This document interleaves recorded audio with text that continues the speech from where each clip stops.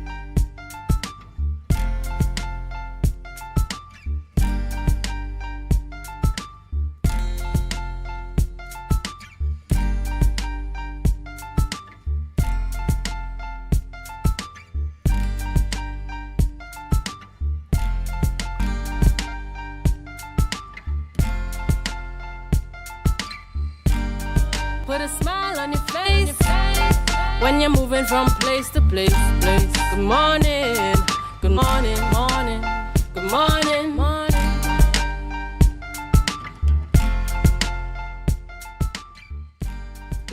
Good morning and welcome to the morning show here on Tobago Updates Television. It is Friday, the beginning of the weekend. It's the 8th day of August 2025 and we're coming to you live from the Port Mall here in Scarborough, Tobago. I am Adana Kumbi. This is the day that the Lord has made and we will rejoice and be glad in it, albeit a wet one. Yes, this morning also started off as a wet morning. So if you are leaving home in the early hours of the morning, remember to walk with your umbrella, your raincoats, your rain boots, or whatever you need to protect yourself.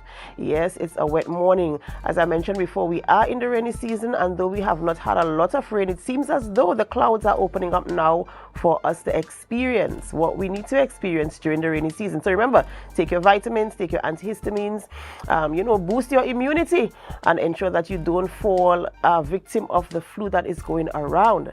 All right, it's Friday morning, and of course we're going to keep it light here on the morning show on Tobago Updates Television.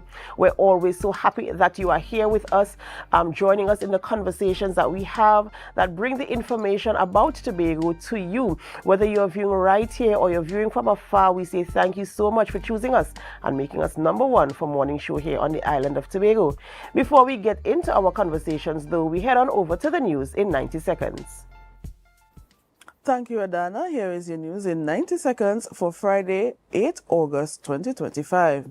At a post-cabinet briefing yesterday, Public Utilities Minister Barry Paradat announced that the government will implement a payment plan to address TNTEC's $7 billion debt to National Gas Company while rejecting proposed electricity and water tariff hikes. He dismissed former Minister Gavin Gonzalez's blackout warning and pledged a medium and long-term approach, including renewable energy initiatives. Paradat criticized the Regulated Industries Commission's tariff recommendations, saying the government will not pass TNTEC's debt to taxpayers. While agreeing on the need for energy conservation, he noted the state's heavy subsidy of electricity costs.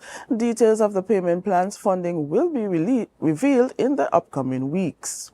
Up next, the Chronic Disease Assistance Program CDAT is set for a major upgrade with new medications, expanded treatment coverage, and a shift towards better patient outcomes.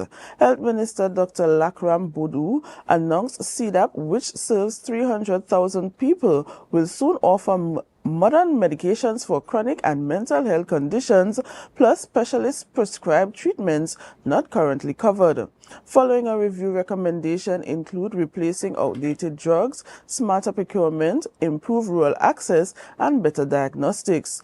Bodu stressed a move from drug distribution to outcome-driven care while addressing supply chain issues that hinder timely distributions.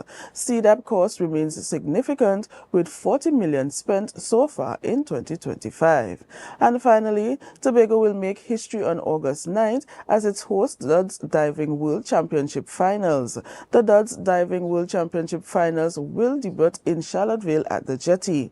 50 divers will be featured leaping from a 10-meter platform and will be judged on hype, innovation, and entertainment rather than technique. The international event, which originated in Oslo in 2008, will be staged from 10 a.m. to 6 p.m. This event is a collaboration between Duds Federation International, THA, and EID Cut, with future staging planned for 2026 and 2027. And that was your news in 90 seconds. Thank you, Biana, for our news there in 90 seconds. And of course, excitement is building for the Duds Diving events taking place this Saturday. Yes. And, I am sure people saw the ad on social media, and I'm hoping we could pull it up to show our viewers this morning that we are part of an international event. And I'm so happy that they chose Tobago to host, this leg of the event. And, I'm wondering, how do they choose destinations? I know you have to do your research to make sure you have the terrain that you're looking for, you have, whatever you're looking for. But what are you expecting out of this event, Biana? Have you given any thought to it? Actually, you put me on the spot there this morning. I haven't, put any thought into it, but I'm grateful for the initiative thus far. And I'm hoping that people do come out, and support the initiative, and not just support it, but just to see and to have the experience. Yes. Because we're talking about an event that takes place globally. They go to different countries, I believe, to do this sport, and we're here in Tobago now, and we have the opportunity to be a part of something that is staged on a global stage. So I'm hoping that people do come out, and it's going to be an awesome event. I do believe.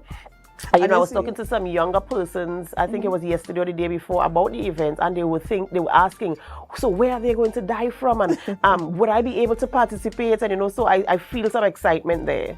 I also hope, as you said, the young people asked, if it is that, based on the fact that now they're on the holidays, if it is that they could actually have probably an event for them there as well at this international event. Yeah, I'm not sure, because I think there was a not a warning or advice in terms of ensuring that safety. Yes, safety. Ensure if you have to be a professional diver or something to that nature. So they were warning against persons just arbitrarily just diving into the water without any supervision or guidance or guidelines like that. Yes. But I expect it to be an awesome event. And any event hosted in Tobago, especially in Charlottesville, it is, look at this, Biana, look at this. No, you tell me.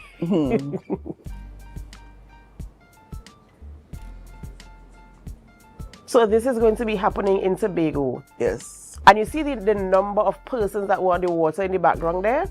That is what we're looking for. So these people are going to be bringing with them their patrons as well. So it's an opportunity for tourism on the eastern side of the island as well.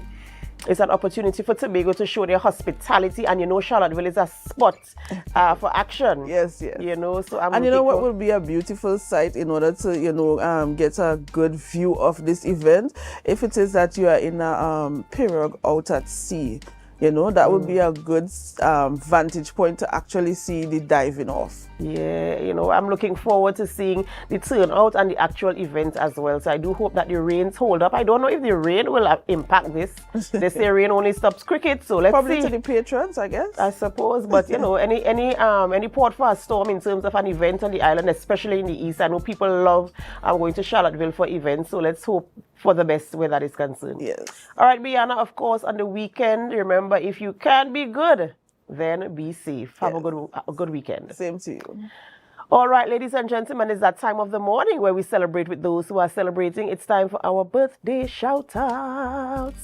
And of course, you know, we here at Tobago Updates Television, we love a good birthday and we say happy birthday to Miss Avion Thomas. Avion Thomas is celebrating a birthday today. And we do say happy birthday to you. We pray God's blessings upon your life and we hope that you have a wonderful and amazing birthday today. So happy birthday to you and God bless. Hey, do you know this guy? Do you know this guy? His name is Ruston Wood. And I wouldn't tell you all the stories I know about him, but I want to wish him a happy birthday. His birthday is tomorrow, actually. He celebrates tomorrow. And I do hope, Ruston, that you have an amazing birthday tomorrow. I pray God's blessings upon your life. And I pray that you stop sliding into my DMs when I'm hosting the morning show. Yes, I'm going to let the people know what you do. But I do hope that you have a wonderful, wonderful birthday tomorrow. So happy birthday to you. And finally, our final birthday celebrant this morning is Miss Bernadette Parks. Bernadette Parks is celebrating a birthday today, and we do say happy birthday, Mrs. Actually, we do hope that you have a wonderful, wonderful birthday today. We do pray God's blessings upon your life, and we hope that you have an amazing, amazing birthday today. We hope that you are able to celebrate with family, friends, loved ones, and well-wishers. So happy birthday to you. And of course, if you are celebrating and we don't have your photo, we still join in the celebration with you this morning. And we do remind you to put God first because He's the sole reason why there's even anything for you to celebrate. And talking about celebrations this morning, I want to say congratulations to Miss Mia Bepat. Mia Bepat this morning. She is from Tobago, as you are aware of that name. Mia Bepat is the granddaughter of the president of the Tobago Hindu Society, and she has placed as a semi-finalist in the Children Mastana Baha. Yes, the sole representative from Tobago. And so she's participating in that event come, I think, the 14th of August. Mia Bepat, Princess Mia Bepat, that's her grandmother there. Pulwati Bepat, president of the Hindu Society in Tobago here. And Mia is representing Tobago at the Children's Mastana Baha finals. Congratulations, Mia, and we pray for the best for you. And Mia has come from so far. You know, Mia is really, really doing wonderfully in terms of her singing. She has improved a lot. I knew Mia from a little baby, and look at Mia now representing Tobago at the Children's Mastana Baha. So congratulations to you, Mia Bepath. Right, so who are we having conversations with this morning here on the morning show on Tobago Updates Television? Well, you have to stay with us. As I said, it's Friday and we keep it light and you never know what can happen. We might just have an interaction with you as well. Remember, you can leave your comments on our Facebook live stream and our YouTube channel at Tobago Updates. We want to hear from you. We want you to be a part of the conversation. Perhaps I might not ask a question that you wanted to ask. Drop it in our comments. We want to hear from you as well. Remember, you are the reason why we remain number one, and so we must include you in everything that we do here on the morning show. So whether you're viewing right here in Tobago, you are in Trinidad, you are in the Caribbean region, the United States of America, whether you are in Canada, whether you are in England, whether you are in Europe, whatever part of Europe you are, Asia, Africa, Australia, India, yes, we have people from all over the globe viewing the morning show, and we say thank you. Thank you so much. We have to go for a short break before we begin conversations, and as we go, we invite you to help us. Share the live, share the live, share the live. We'll be right back.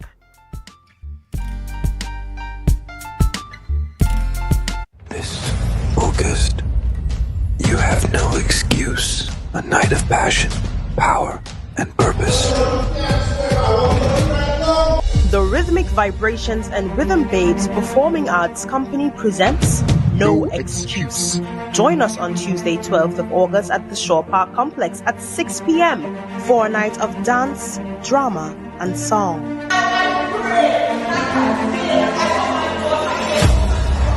This is not just a show. It's a movement, a message, a moment. Tickets are only $125 for adults and $75 for children. You don't want to miss this. What's your excuse? No excuse.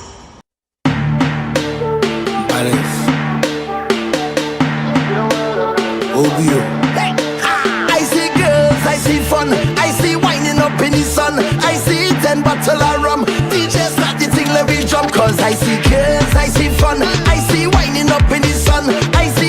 girl to a man. DJ start the thing, let me ramage. When my team touch down, everything get wild. Hey, hey, hey. Take out your flag and fling it up. Take out something and fling it up. Fling it up, fling it up high. Hey, hey, hey. Start to jump up and fling it up. Take out something and fling it up.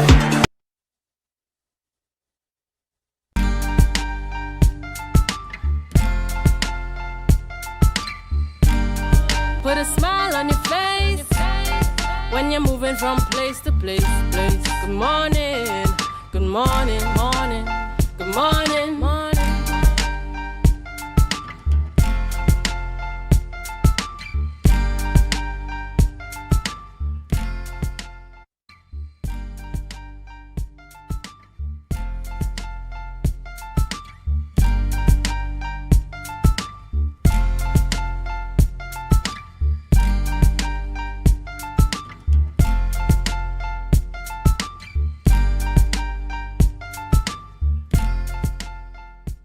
Welcome back to the morning show here on Tobago Updates Television, and thank you so much for staying with us. We begin conversations this morning by speaking with Joshua Regello. Do you know that name? You must. This is the guy that took us into the Guinness World Book of Records. What was he doing? The Pan Man, of course. Good morning, Joshua, and welcome. Can you hear me? Yes, quite clearly. Good morning and welcome. Thank you so much. Thanks for having me once again. Of course, the pleasure is mine. And here we are back again talking about your world-class achievements, putting Trinidad and Tobago on the map, and rather in the Guinness World Book of Records. The deal is done. Yes, The for deal sure. is done and we are here. Congratulations again. And I know we had such momentum building up to this moment. We saw all of Trinidad and Tobago and even the diaspora coming forward to give that measure of support to get you to where you are today. So now that it has officially happened, how are you feeling, Joshua? Yeah, I mean, I try not to think about it, and I feel like I've always been a person that looks forward to the next project. So that has been my mindset for the longest while. But it comes in a good time because we're in now is World Steel Pan Month, and on Monday we celebrate World Steel Pan Day. So I think it's a good time to reflect on not just my achievement, but all that Pan has achieved. But I feel like a good relaxation will be coming to Tobago to do some diving, man. That diving look interesting. Of course, of course. And, that was leading to my next question as we are celebrating Steel Pan globally, Monday being Yeah. World Steel Pan Day. What a perfect time for this to be happening now, and a proud moment for Trinidad and Tobago as well. And, of course, you're talking about the next project, but I was looking at your social media page and I'm seeing that you are just having the time of your life. I didn't even realize that you were an actor. I see you, with your short reels there. So what is life for you like in terms of being Joshua on a daily basis, just being who you are, planning ahead for the next achievement and the next goal? What is your daily, your interaction with yourself, with people around you, focusing on your goals? What is it like for you? I like that question. It is disorganized creativity. That's the best way I could explain to you. So, of course, August is designated as World Steel Pan Month. So my goal for August is to give 31 days of steel pan content, basically. So that is the mission. I've been shooting video. Just for all the steel pan lovers in the world to just enjoy. So that is my current project. And I'm giving it my all. Well, I can't wait to see the content you will put out on Monday. I'm Yeah, looking forward to seeing. I'm sure you already have a concept for that. I wouldn't let you let the cat out of the bag if you do have one. But I mean, that is a really brilliant idea. And of course, telling your stories through Pan and bringing the world along with you, ensuring that the pride of the steel pan remains in Trinidad and Tobago. I mean, for what sure. are some of the things that you kind of want to set in motion when you set your goals? What are the things that you include in your goals? Like, I must meet 10 persons. I must ensure that at least 50 people know about the pan. What are the pillars of your goals? That's a great. I actually don't think I've ever heard that question. I don't have pillars per se. it is because the goals for me, and even like with the world record, the goal is never um how to phrase this. That's such a great question. It's never for a outward goal or outward pillar. It's all inwards. It's all about they all centered around whether it be discipline or just like consistency. Those are my main pillars, and they're inward. So it was the world record was at a point where I feel like I was not very disciplined, and I was like, okay, let me not just play pan for that long period, but let me do something that is gonna make me prepare or work hard for a period leading up to it. So even now it is that I don't feel like I've been consistent with social media. As and in light of World Steel Pan Month. I don't feel like I've just been consistent with anything in life. Let me do something that's going to require me to be consistent. So it's less outward and more inward, and then it just reflects outward, if that makes sense. Yeah, absolute sense. It does make sense to me. In fact, you have me thinking now about changing my pillars for my goals as well. In terms of collaborations, do you Yeah. have any? What do you have on the agenda or in your goal book in terms of who do you want to collaborate with and what type of music do you want to produce, or is it music? Everybody, everything. Because one of the ideas I had was, and this was like a long time ago, was to just do a month of collabs. And so I kind of like tied the two together. So this month I'm trying to just do as much collabs as possible. I think like if you look at my social media, we only on today's day 8, so I already posted 7 videos. I think almost all of them, if not like maybe 1 or 2, are collaborations.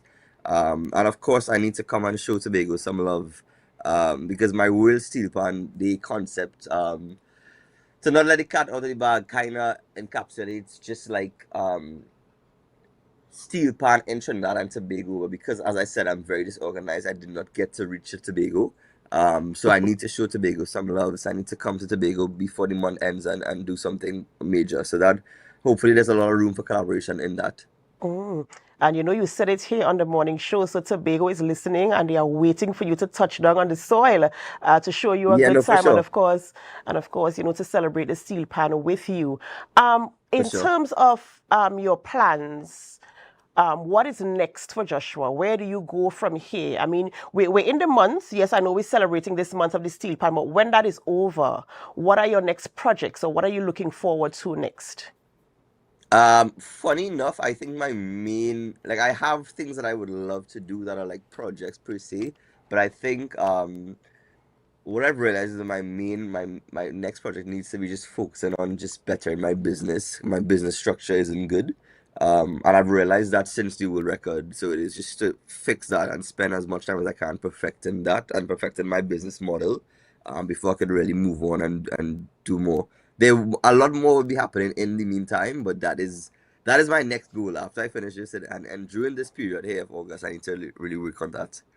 All right, Joshua, talking to you is always such a pleasure. You're like a breath of Oh no, fresh air. same. Sorry?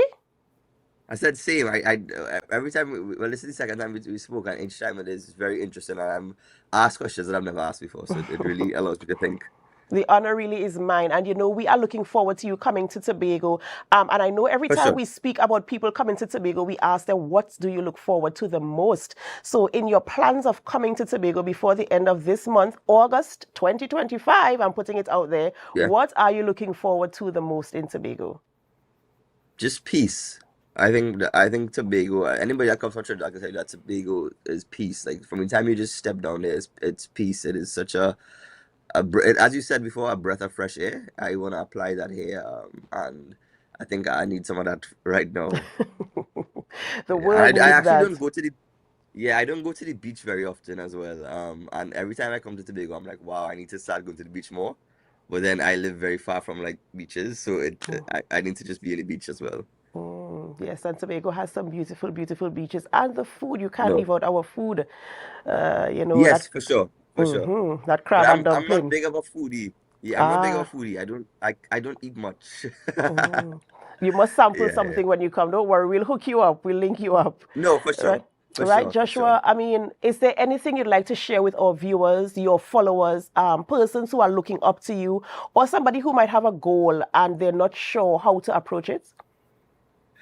Um, So what I've been telling everybody right now is just do it.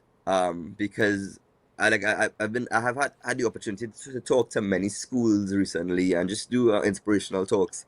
I try to tell them that I could tell you so many things that you need to do to be successful, but all that matters is that you actually do it. So instead of telling you all these things, I want to just tell you do it. Like even if you just pick one principle to live by that will better your life. If you actually just apply that to your life, you will be successful, and you'll be more successful than the average person. And you will achieve your goal, or you would make headway to achieving your goal. So just do it. But before I go, I want to just tell you a very interesting story because I just never expected it.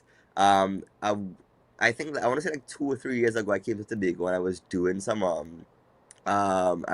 some just like tourism work, right? And I went to Guyana recently, and I was at a performance, and a Guyanese girl came up to me, and she was like, "Oh my God, I can't believe I met you. Can I take a picture with you?" And I was like, "Yeah, sure." And she's like, I know you because I was doing research on Tobago, and I saw your video came up, and I did all the things that you did, and I had a good time in Tobago. And I think I post videos on social media, and I never think about the impact that it has on her. So when I heard that, it was just very interesting that this person literally did my entire itinerary and enjoyed it. Wow. So you see the impact Yeah, that you can have on people. And that's a good story to tell, in fact, when you're going to yeah, schools and when you're doing motivational talks. That's a very, very good story to tell in terms of encouraging people to continue to make impact. When you think somebody's not looking, they actually are looking at you and paying yeah. attention to what you're doing. And we have our eyes on you, Joshua. We'll continue to keep our eyes on you. We'll continue to Thank you support so you much. and celebrate you and celebrate what you are doing. So thank you so much. And we do look forward to you coming to Tobago before the end of August 2025. I must say it again. For sure. I'll hit you all up, and we can probably do something in person. All right, great. So do have a For sure. wonderful, wonderful day and a wonderful weekend. Thank you so much. Thank you. Ladies and gentlemen, we've been speaking with Joshua Regello, and you know him as the pan man, the guy who got us in the Guinness World Book of Records for playing the pan the most consistently for do you think you could have done that? And as Joshua said, if you have a goal that you want to achieve, all you have to do is do it. You don't have to be perfect. You don't have to have all the things that you need. You just need to start and do it. We have to go for a short break before we continue conversations. And as we go, we invite you to help us. Share the live, share the live, share the live. We'll be right back.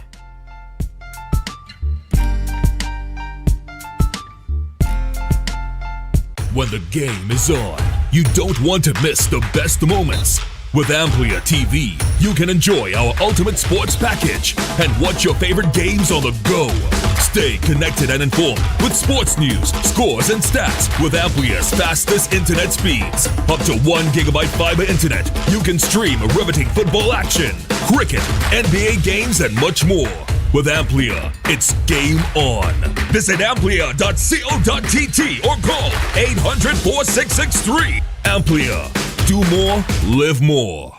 MI4 Security Services Company is the most advanced security service in Tobago. Ask about our cash and transit service. It's safe, risk-free, reliable, and timely.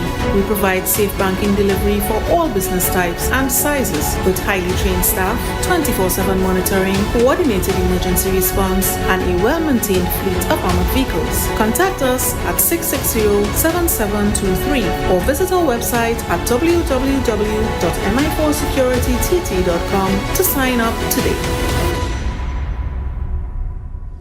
Quartz is well known as the Caribbean's largest retailer, providing consumers for generations with the very best products to enhance their homes. This year, we bring our expertise to businesses. Quartz Business Solutions will serve small, medium, and large companies with the very best products at the most competitive prices, backed by warranties and after-sales support. Hoteliers, office managers, restaurants, and so many more. Quartz Business Solutions, a brand of the Unicomer Group. Are you in a dispute with a registered investment service provider of the TTSEC? Or maybe you're the victim of an investment scam? You can lodge a complaint or submit an anonymous tip to the Trinidad and Tobago Securities and Exchange Commission. Download our Investor Protection app or go to ttsec.org.tt to access our complaint form or submit an anonymous tip. Write a clear summary of your complaint. Submit copies of supporting documents along with the originals for verification. Provide a copy of the feedback received from the entity regarding your complaint. All investor complaints or scam reports submitted by the public are acknowledged and reviewed by the TTSEC. Investigations are pursued based on the outcome of the review. Trinidad and Tobago Securities and Exchange Commission, protecting the interests of investors and the public. You invest, we protect. Everyone benefits.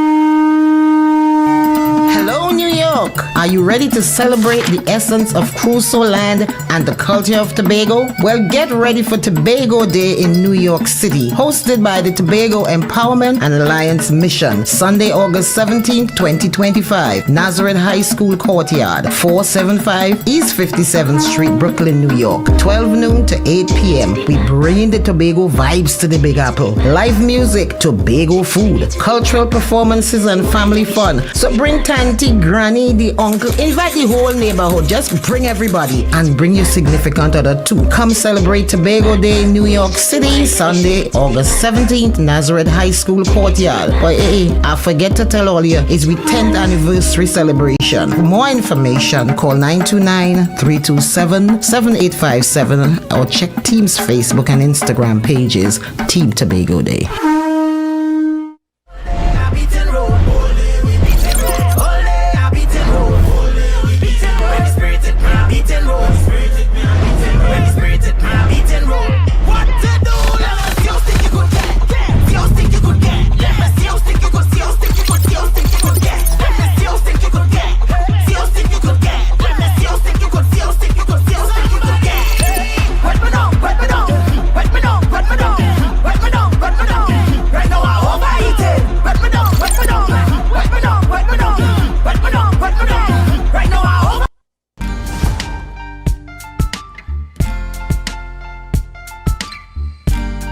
Put a smile on your face when you're moving from place to place. Good morning, good morning, morning, good morning, morning.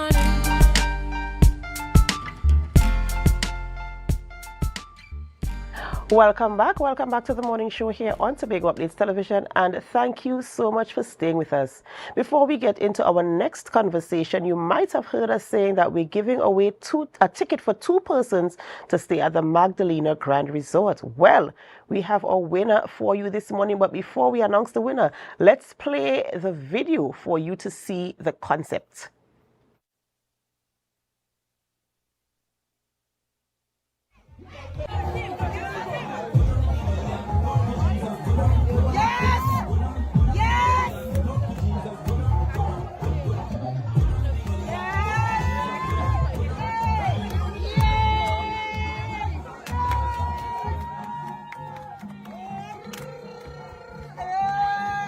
I love Maureen so much. I love you so much. I love Maureen. I love Maureen. Show me that. Show me that. 1, 2, 3. Let it go now. You're like, hold on. Wait. Wait now, right? 1, 2, 3. Do it now. No. Hold on. I needed to make some noise if you want to see these young dancers again. Please. Okay. DJ. So the concept was basically for you to upload a video of you having a time at the Tobago Heritage Festival at one of the events. And of course, we saw the video there of people having a wonderful time participating in the activities at the Tobago Heritage Festival. Our winner this morning is Alicia Manswell. That video was featuring Alicia Manswell having a wonderful time at the Mariah Old Time Wedding. So she is the winner. She wins a ticket for 2 at the Magdalena Grand. And she'll be collecting her tickets, between today and I believe the weekend. So Alicia Manswell, we say congratulations to you. Many, many congrats. And we do hope that you have a wonderful, wonderful stay. And of course, remember, ladies and gentlemen, whatever events we are hosting on the island of Tobago, whatever festivals we are hosting, that you should participate, be a part of our culture and a part of who we are and what we do on the island of Tobago. All right, so we head on into our second conversation this morning, and we speak with Mr. Gerard Lanos, an AI specialist, and we're talking about Chat GPT misleading teens. Good morning and welcome. Morning, so good to see you. Good. And you know, this morning we're talking about a topic, we're talking about AI. It's been in the atmosphere for quite a number of months now, especially becoming more popular within recent times. We've had people talking about the importance of AI, how relative it can be. We talk about the pros and the cons. And now here we are talking about a possible con of AI.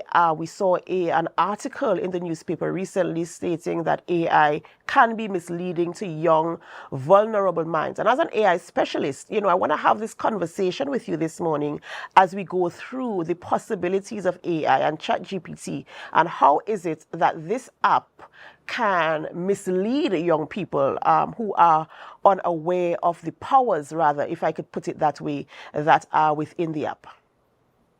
Okay, so thank you for the question and for having us. The technology is new. The technology is moving towards ubiquity. So in the first instance, before we go into any conversation about safety, I am here to tell you that the day is coming very soon where AI will be absolutely inescapable, and it's probably already here. As I was telling somebody yesterday, when I was a child, we used to go and look at the TV in the civic center because some people didn't have TVs. Now everybody has a TV. And that is absolutely where the world is going. This is not going away. As it relates to safety, and I mean, it's not a chat GPT issue. It's every and any AI app. There is absolutely opportunity for misuse and abuse by young people and children who are coming of age in the age of AI. So where we may have to learn about it and figure out where it fits, children don't know anything else. And there are absolutely serious risks that arise out of the misuse of AI. But I would also suggest to you that there are serious risks that arise out of the risk of TV. There is serious risk that arises out of the risk of things on YouTube, etc., etc., etc. So on one end, we have the AI conversation, which I think we're going to delve deeper into during the course of this interview. But on the other side of it, there is a deeper parenting issue in the Caribbean and in Trinidad and Tobago. I think that we are very behind on child safety, especially online child safety and TV child safety, content child safety. And those are very salient points, even before we speak about the risk of AI. AI on its own is not a risk. The misuse of AI or unsupervised use of any computer device or the unsupervised consumption of any type of content definitely creates a risk to young people and children. So I'd love for you to delve deeper into that and we could really explore the topic in the short time we have together. You're absolutely right, because we also speak about supervision of children. When we give them devices, I know they have to use devices for probably school projects, especially when COVID came on the scene. It became more popular that children had to have tablets and laptops and access to the internet, sometimes unsupervised, as they are doing, to give them independence to do their projects. But as parents, especially of children who are of a vulnerable age, there must be some measure of supervision. So let's say, for instance, let's say, for instance, we have a situation where a child is perhaps doing a research for their work, but of course, the moment will come in, okay, let me take a break and let me either play a game on my device or let me use AI to do something, and they go down the path of having a conversation with ChatGPT. I want to make specific reference to the article that was in the newspaper that says that ChatGPT can influence a child in a negative type of way. So I want to speak about the possibilities of the technology having that power No, this is an unsupervised child. This is an unsupervised teenager. Remember, teenagers are in a place where there is peer pressure. There is the need to be like their peers or to be better than their peers or to go along with what their peers might be saying. There's bullying. There's so many things happening in schools. And so this child now is sitting behind this device and thinking, listen, I've had enough of this and let me see how ChatGPT can help me out of this. They might probably not be able to structure the prompt because of the little I know about AI. I know you have to be very specific with your prompts in order for it to tell you, to take you down the path you want to go. So let's say an incorrect or inaccurate prompt was put into the technology. And so we have AI is having this conversation now. Talk us through the powers of AI or ChatGPT. I know there are different platforms that will have the conversation with the child because it also prompts the child or the person, the user rather, to ask specific questions. So talk us through that and how the possibility exists. So in the first instance, any publicly available LLM, especially ChatGPT, has robust safety controls baked in to make sure that harmful conversations do not happen with children or otherwise. However, defeating some of these controls is a function of AI literacy.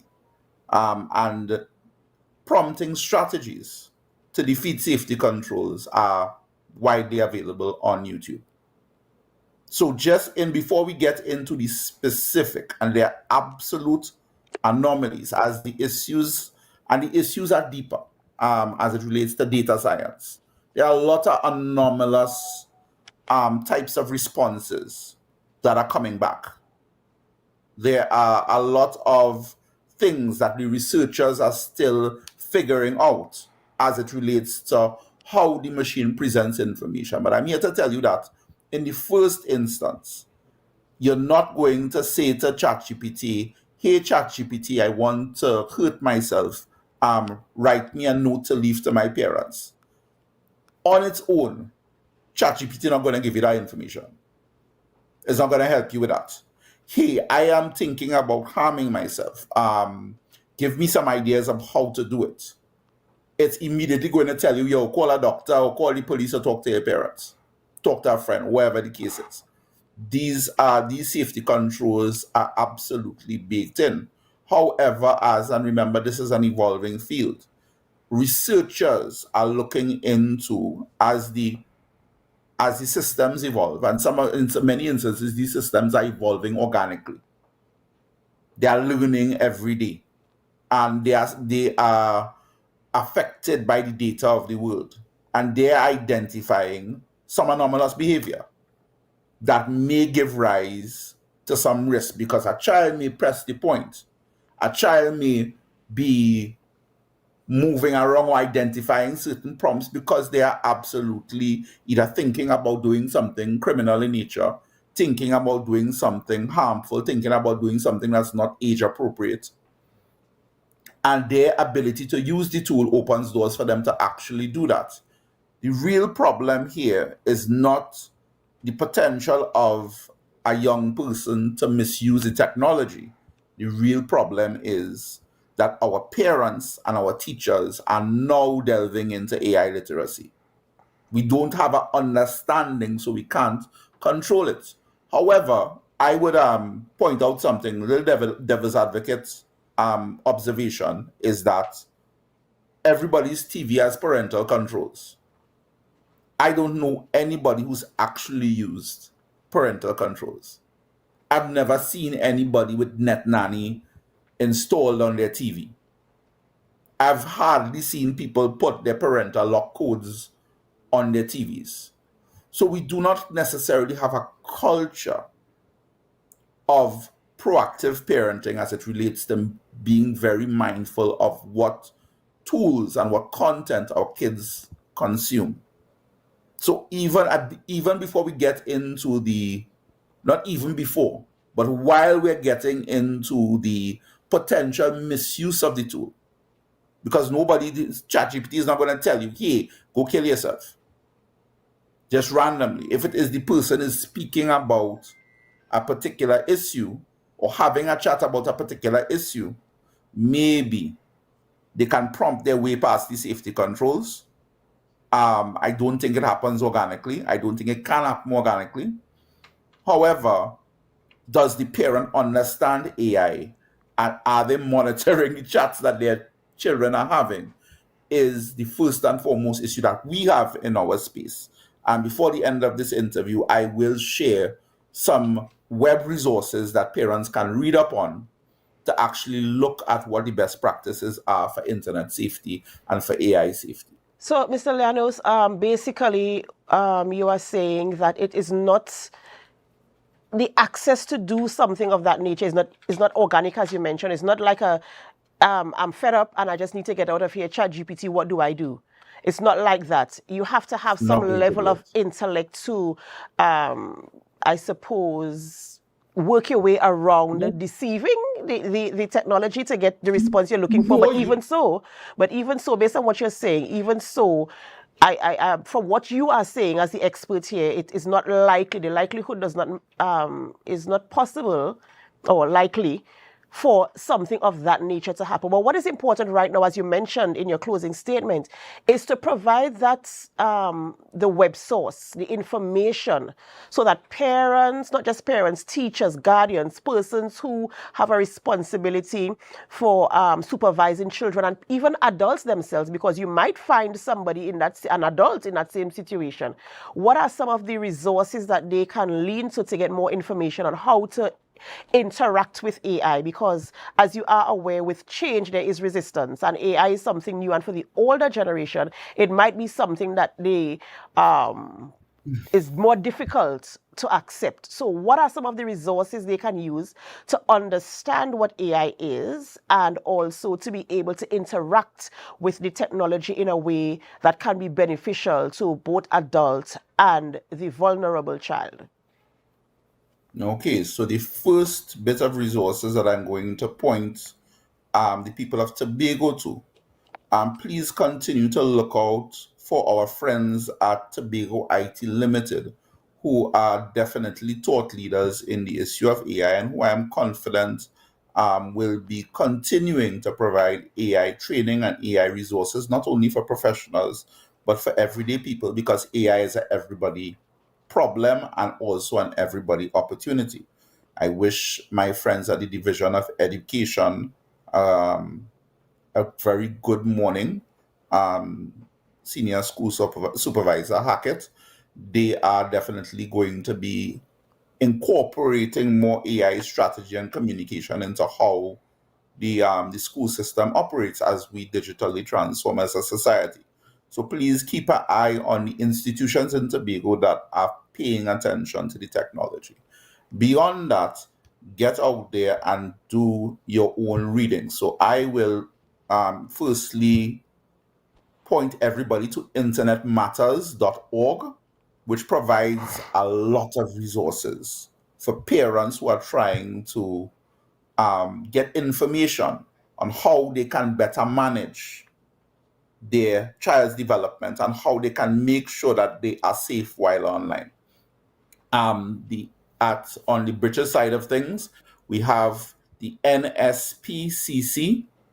They also have a wealth of, this is a UK-based NGO. They have a wealth of information that they can share on internet safety for kids. There's also the Secure Children's Network and the Family Online Safety Institute. So we have a lot of resources that we just need to tap into as it relates to the strategies that we can employ today, even if we're not AI literate or we're not comfortable with the topic yet. Get on these websites and the information is present and very digestible. And the last pointer that I want to put here is, and perhaps it's something that we will make content about to guide parents as it relates to the process to follow, but become AI literate yourself.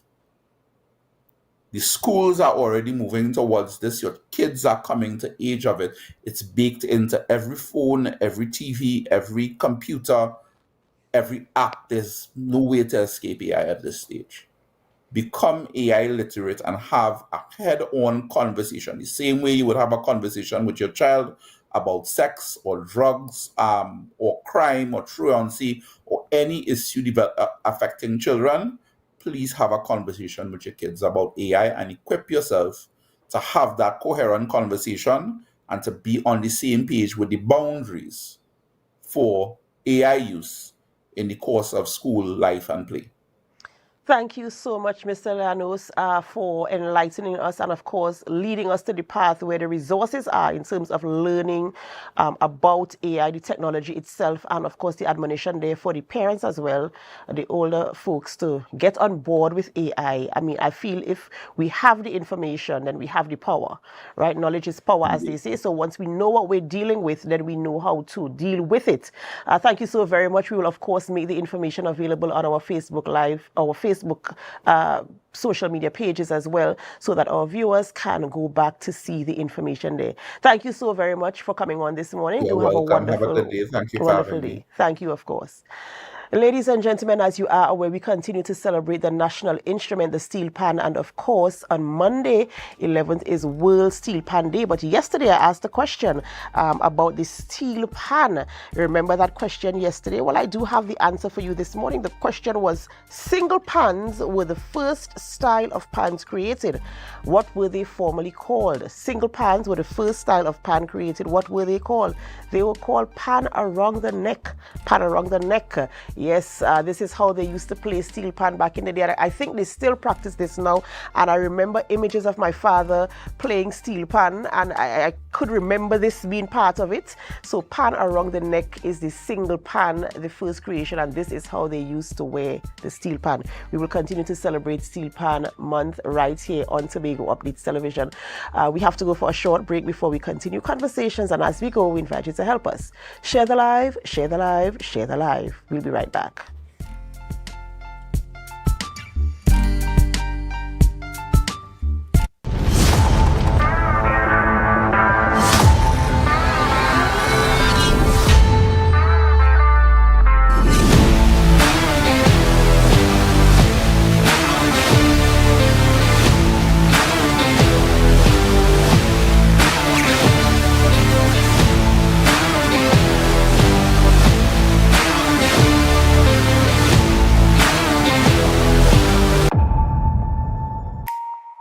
Want to get better? Where to start? What kind of exercise to do? What to eat? How to get restful sleep? Need a doctor to search for root cause? Look no further. Come to Majuba Hill Lifestyle Center Foundation at our Wellness Center in Goodwood, or Food Hub in Darrell Springs, Scarborough, or Doctor's Office in Goodwood and Darrell Springs. Contact 49 Swift 4979 438. Coconut's Cafe, the buffet restaurant that specializes in all your tasty local dishes for breakfast and for lunch. Breakfast includes coconut bake and sada roti served with chokers, bull joil, and sausages in tomato sauce. Not forgetting beef and cheese pies, shepherd's pie, macaroni pie, and rice in various styles. Meat served in a variety of flavors, garden salads, and pasta salads. All this accompanied by fruit juices, coconut water, your choice of a great combination to appease your taste buds. So call us today to order, as we are here to accommodate your busy schedules, or if you are having a cooking day off.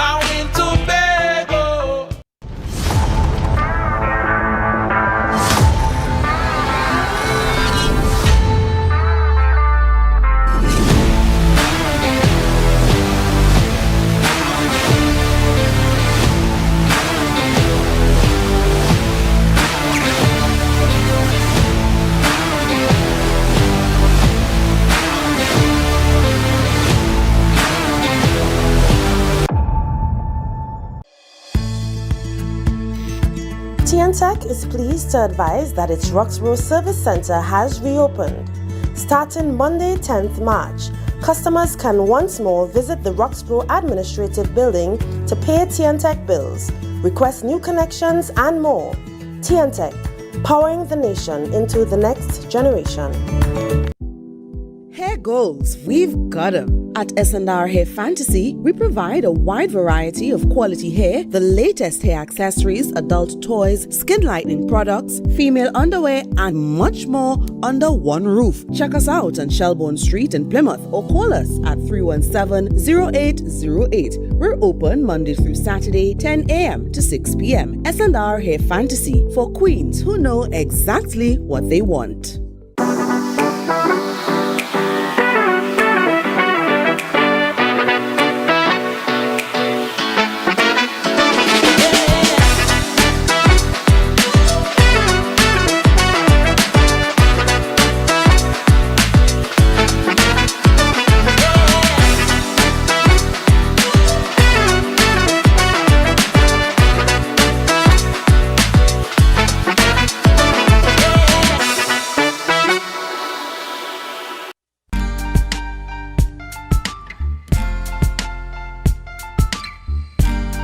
Put a smile on your face when you're moving from place to place. Good morning, good morning, morning, good morning, morning.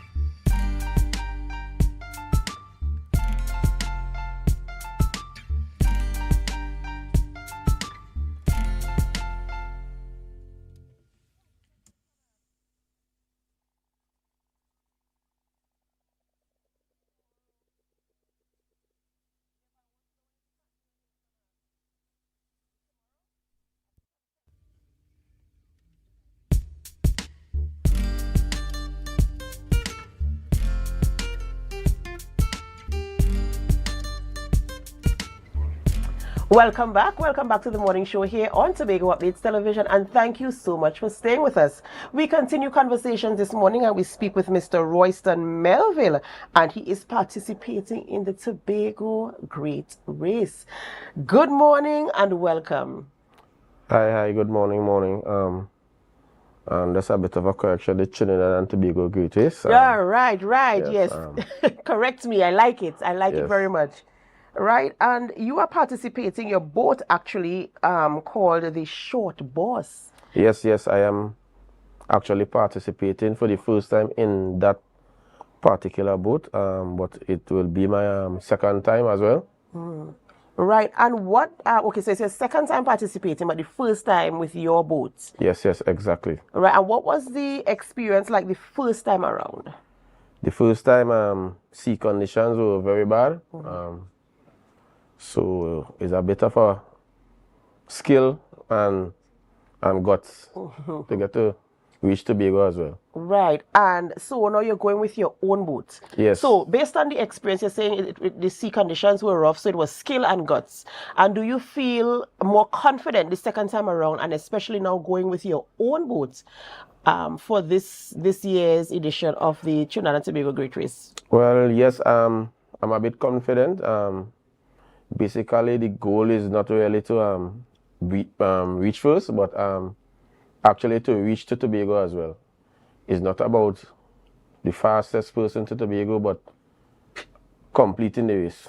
That is the most important. And why, that is very interesting you said that, right? Because most people enter a competition to win. If you enter a competition, you're hoping to win, right? Yeah. But you're saying that more than winning for you, it is completing the race. And why have you set that as your goal?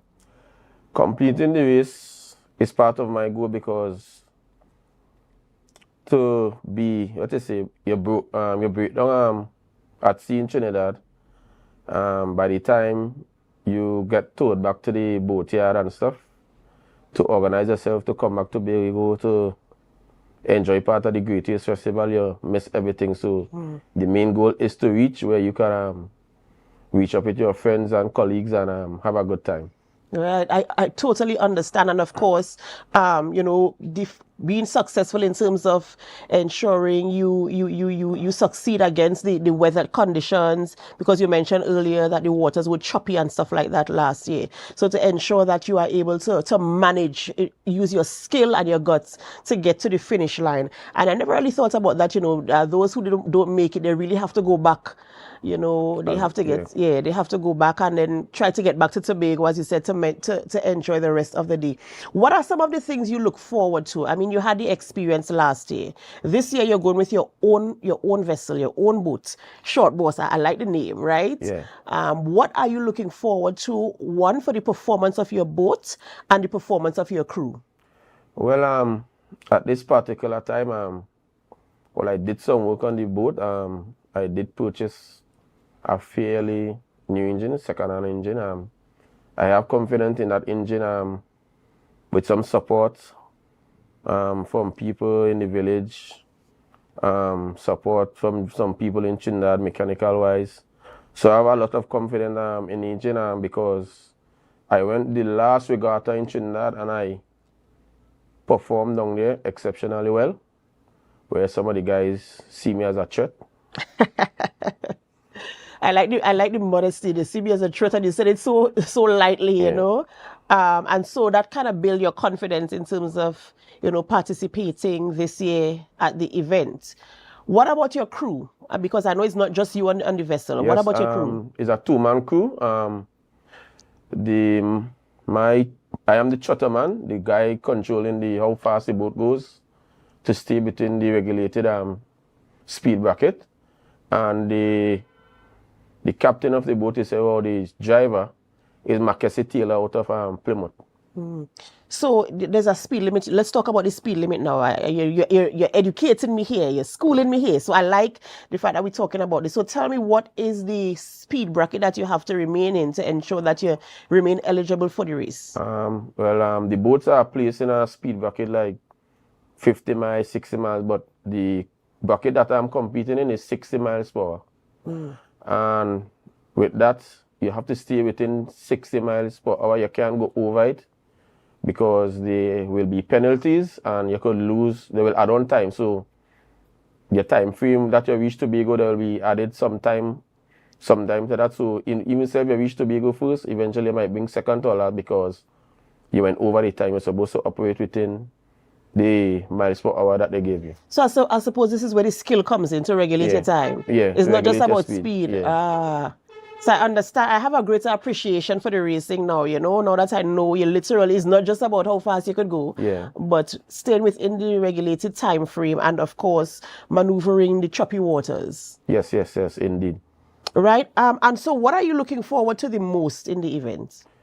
The most in the event itself, what I will say, well, a guy like me, I would like more business people on a whole to come out to support the young people on them, because this is a growing sport in Tobago as well, because it starts from fishing boats, where we used to race our fishing boats, and now eventually we got some speedboats where we can compete with the guys down there at Trinidad. So we need some more businesses to support the young people and them into this sport, you know, because it is a very expensive sport. I could tell you that. I can imagine, just thinking about a boat and an engine maintenance, and I'm sure you have to do some practice runs in between, right? Yes, you have to do some practice runs to feel the boat after you do some tuning and stuff. So I know it is expensive, but you know, I wish you the absolute best. You're from Roxborough, right? Yes, I'm from Roxborough. From Roxborough, Tobago, you know, so Tobago. We always participate in the races, and of course, we wish you the absolute best. We hope that you have a wonderful experience and that indeed you do get to finish the race and end up in Tobago so that you can enjoy the rest of the activities. Yes. That is my absolute goal, to actually reach Tobago with my crew and enjoy myself with my friends and family. That's right. That's right. And we wish you the best. So thank you so much for coming on this morning and sharing that experience with us. In closing, is there anything else you'd like to share or anybody you'd like to say thank you to in terms of your preparation for the event? I'd like to thank Miss Annie out of Roxborough, Mr. Cheverson from Trinidad, the whole village of Roxborough who support me, people from Plymouth, people from Castor, the whole of Tobago does show their support against me. I'd like to thank everybody for showing that great support, even if it's not financially but actually emotionally or or physically helping me do something that I like the support. Support doesn't have to be something big. It could be a little goes a long way.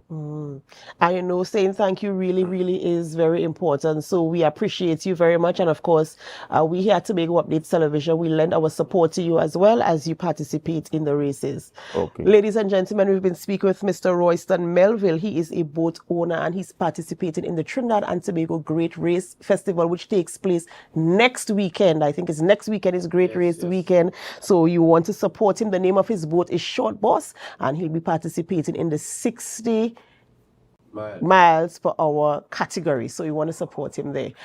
This is where we have to end the morning show on Tobago Updates Television, but it's not where we end our programming. But before we go, remember, we continue to celebrate the steel pan. And tomorrow, if you're looking for something to do in terms of celebrating the steel pan, tomorrow, Saturday, 9th of August, right at the Scarborough Esplanade, Tobago Panorama and Steel Pan Jamboree takes place there.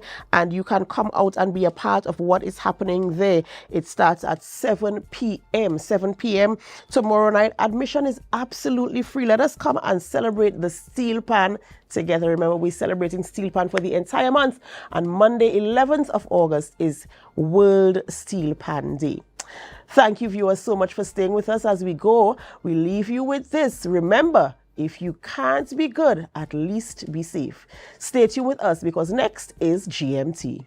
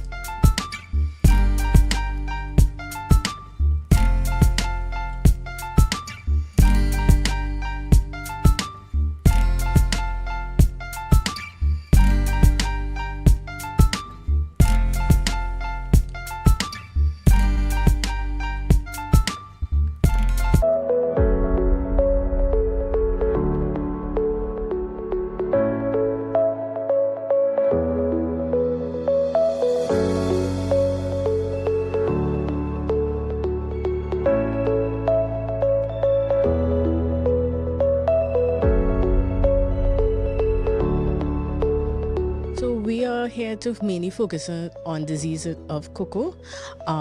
Black pod and witch's broom are currently in Trinidad and Tobago, and we're going to give some sensitization about frosty pod, which is a disease that's in the region that could have devastating impacts to the cocoa industry. The reason why these are so problematic, they affect the economic part. It doesn't necessarily kill the tree, but it makes the farmers feel less productive. Today, the focus is on identifying the diseases of cocoa towards rehabilitation and restoration of the cocoa. So, as you know, we have one of the finest cocoa in Trinidad and Tobago, and we don't want to lose that genetic stock. And therefore, this particular training today is for that.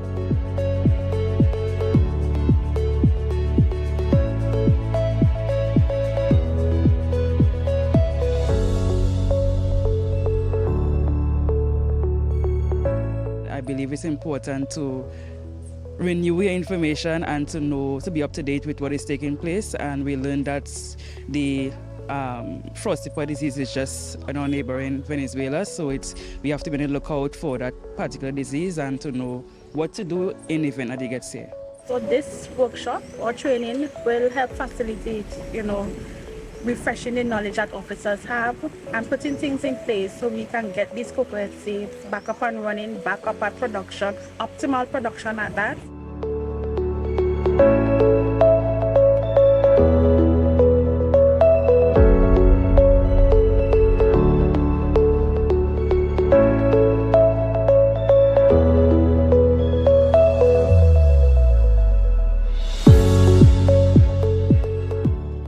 BioReach really is looking at conserving biodiversity and taking on agroecological practices to now look at the agricultural landscape and see how we could better the landscape using that.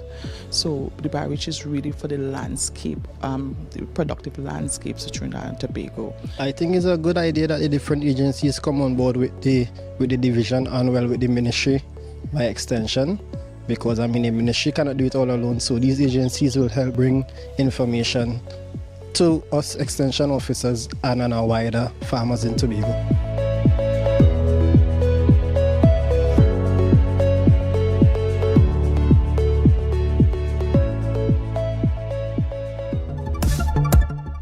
That was a production of the Department of Information, Office of the Chief Secretary, Tobago House of Assembly.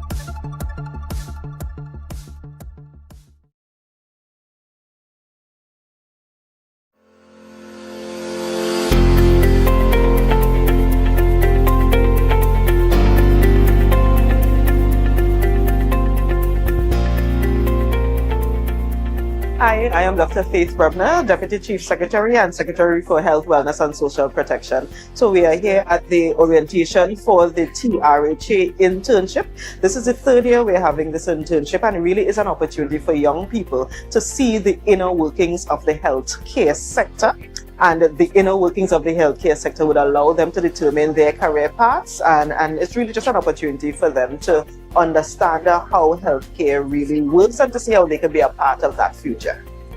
Hi, I'm Jaylene Jennings-Henry, former TRHA intern 2024. My experience with the TRHA internship program has been wonderful. I have gained a lot of experience, met new people. I did not go into the position that I wanted to go into, but the position that they placed me gave me an immense amount of opportunities. I met new people. I worked really hard. I was outstanding, and I was given more opportunities to the future and gained some new contacts. Absolutely. I would recommend this program because you will, as I said, you would gain more opportunities. You would meet new people. It has certain parts in life that may be dull to you, things that have not been brought to your attention as a young adult, that they would enlighten you on, not just in the workspace, but in life itself, in finance, in house building, in getting a car. All of these things, business, would help you as a young person going into the work world and as an adult. My name is Jabari Darlington, and I am a past TRHA 2024 intern. No, I would not recommend it for the hospital alone because I am someone who does not plan to get into the medical field after I finish my studies. And seeing as the internship was all-inclusive, I don't think it should just be limited to the hospital alone, but the office area is important as well in day-to-day activities, even within the hospital. Hi, my name is Janae Nicholas, and I'm a part of the 2025 TRHA Summer Internship Program. For this program, I came into it anticipating to have a good hands-on experience in the healthcare sector. Specifically, I would love to learn more about the back-end things that helps the entire healthcare system to work, namely in biomedical engineering, how the equipment is maintained and repaired, and all the other paperwork and everything else that goes into it. My name is Alice Joel. I am a first-time participant in the TRHA Summer Intern Programship. My expectations from this program is to, one, develop my leadership skills and proceed forward in becoming a better leader, exploring and getting hands-on development in the area of engineering, as well as expanding my knowledge to see where in the healthcare industry can I continue and improve and bring my knowledge as an electrical engineer in the biomedical area to develop healthcare and even other parts of society around the world. My name is Dana Baker, and I'm a first-time participant of the TRHA Summer Internship Program. Well, what I expect from this program is to gain a better understanding on the work world and to understand how the health system works. I am an aspiring psychologist, and I believe that this program can be very beneficial to me so that I can gain more knowledge. For future participants, I hope that they are able to as well gain this knowledge, and I hope that this program can continue so that it can better our community and better the lives of all the youths. My name is Giselle Gittins-Peters. I am the Vice Chairperson for the Tobago. You're viewing Tobago Updates Television, your exclusive gateway to Tobago, broadcasting the beauty of this island paradise to the world.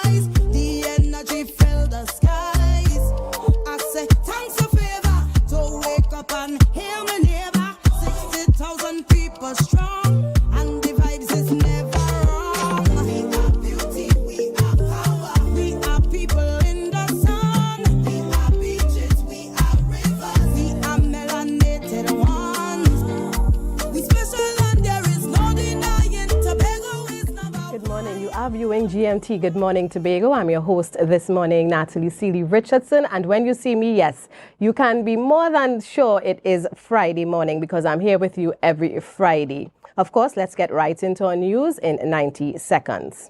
At a post-cabinet briefing yesterday, Public Utilities Minister Barry Padarath announced that the government will implement a payment plan to address TNTEC's $7 billion debt to the National Gas Company, while rejecting proposed electricity and water tariff hikes. He dismissed the former minister's Marvin Gonzalez blackout warnings and pledged a medium and long-term approach, including renewable energy initiatives. Padarath criticized the Regulated Industries Commission's tariff recommendations, saying the government will not pass TNTEC's debt to taxpayers. While agreeing on the need for energy conservation, he noted the state's heavy subsidy of electricity cost.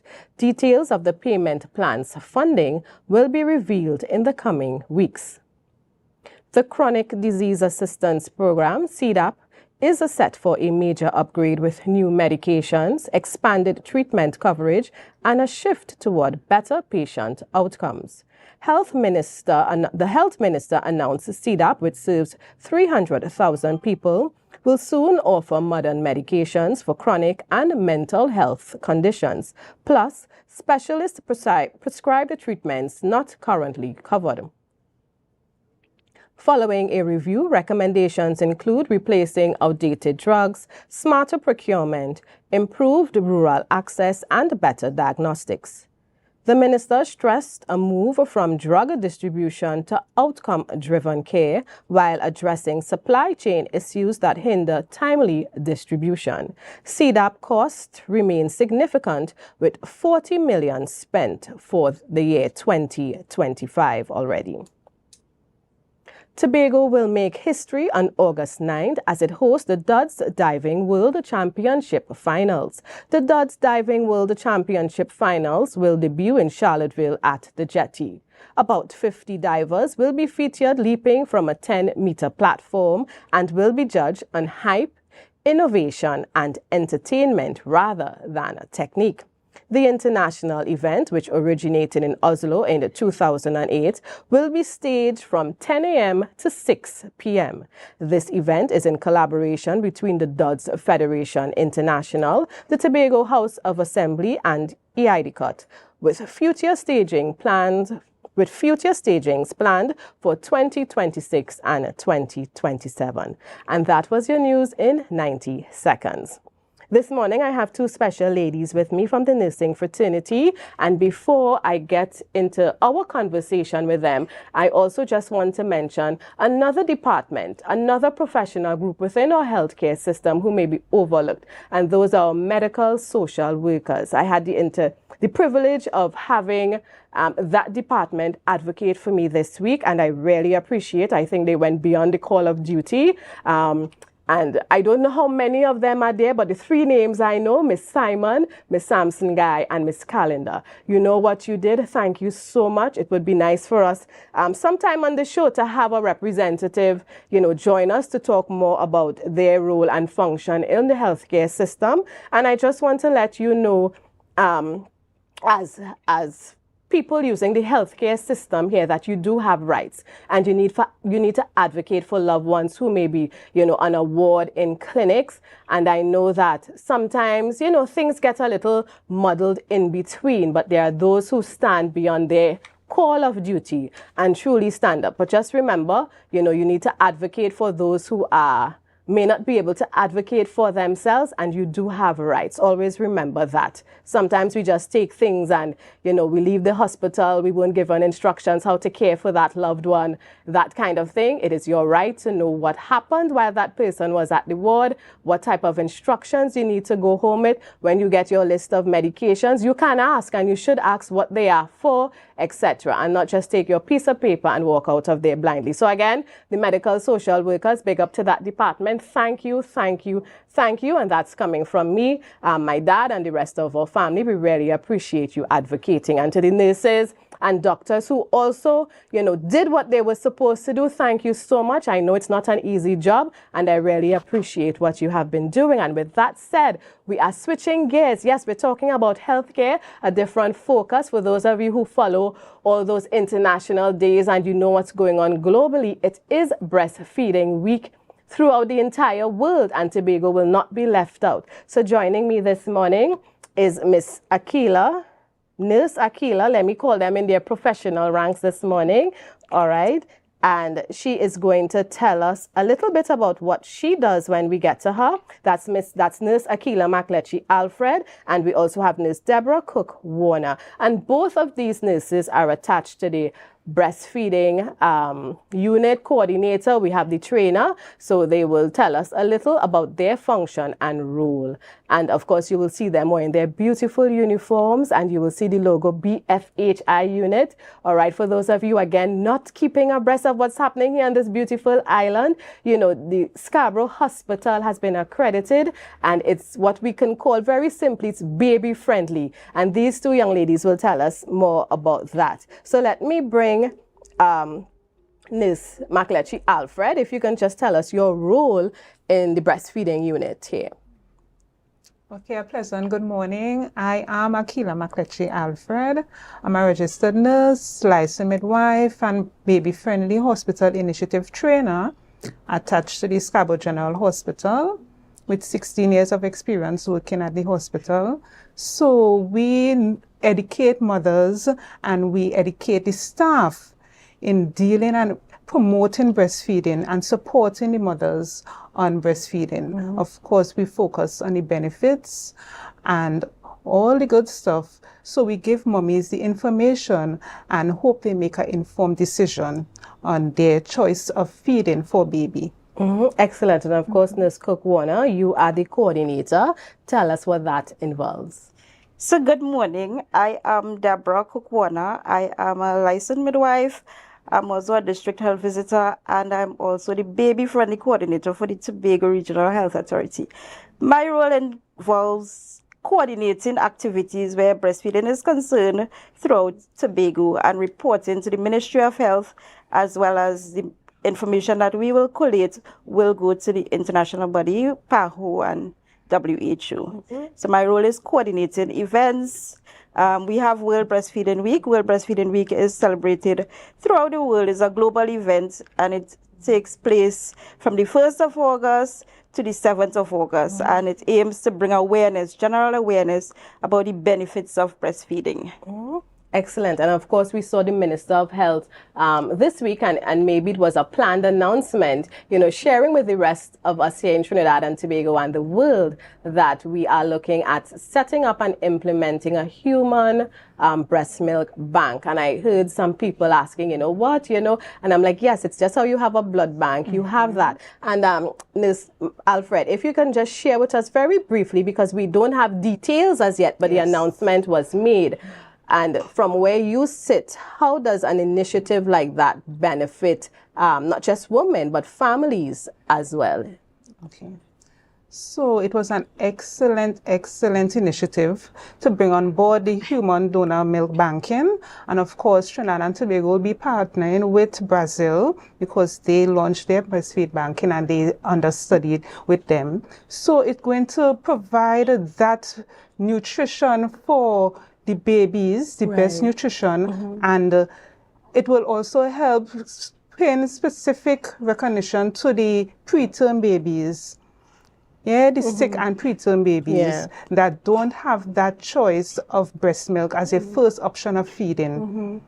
And I think maybe because breastfeeding is so common here and in the Caribbean that sometimes we don't understand the importance of initiatives like this. But when you go to other parts of the world, you see how women struggle, how babies don't have access, you know, to breast milk. God forbid if mommy dies in childbirth, you know, what happens to that child? That child has a right, you know, to have access to breast milk. So when we think of it like that, we understand the importance of having initiative like that. And I really hope it's not just an announcement, but we see things happening and the program actually be implemented. And before the rest, some of you, I know you'll go crazy. Let's wait, do your research. Don't just take sound bites from people who are negative. Find out about it. Information is there, and have an understanding of how something like this can work and benefit babies and even mothers who may want their children to be best breastfed and may not be able to. All right, so we continue with Breastfeeding Week here.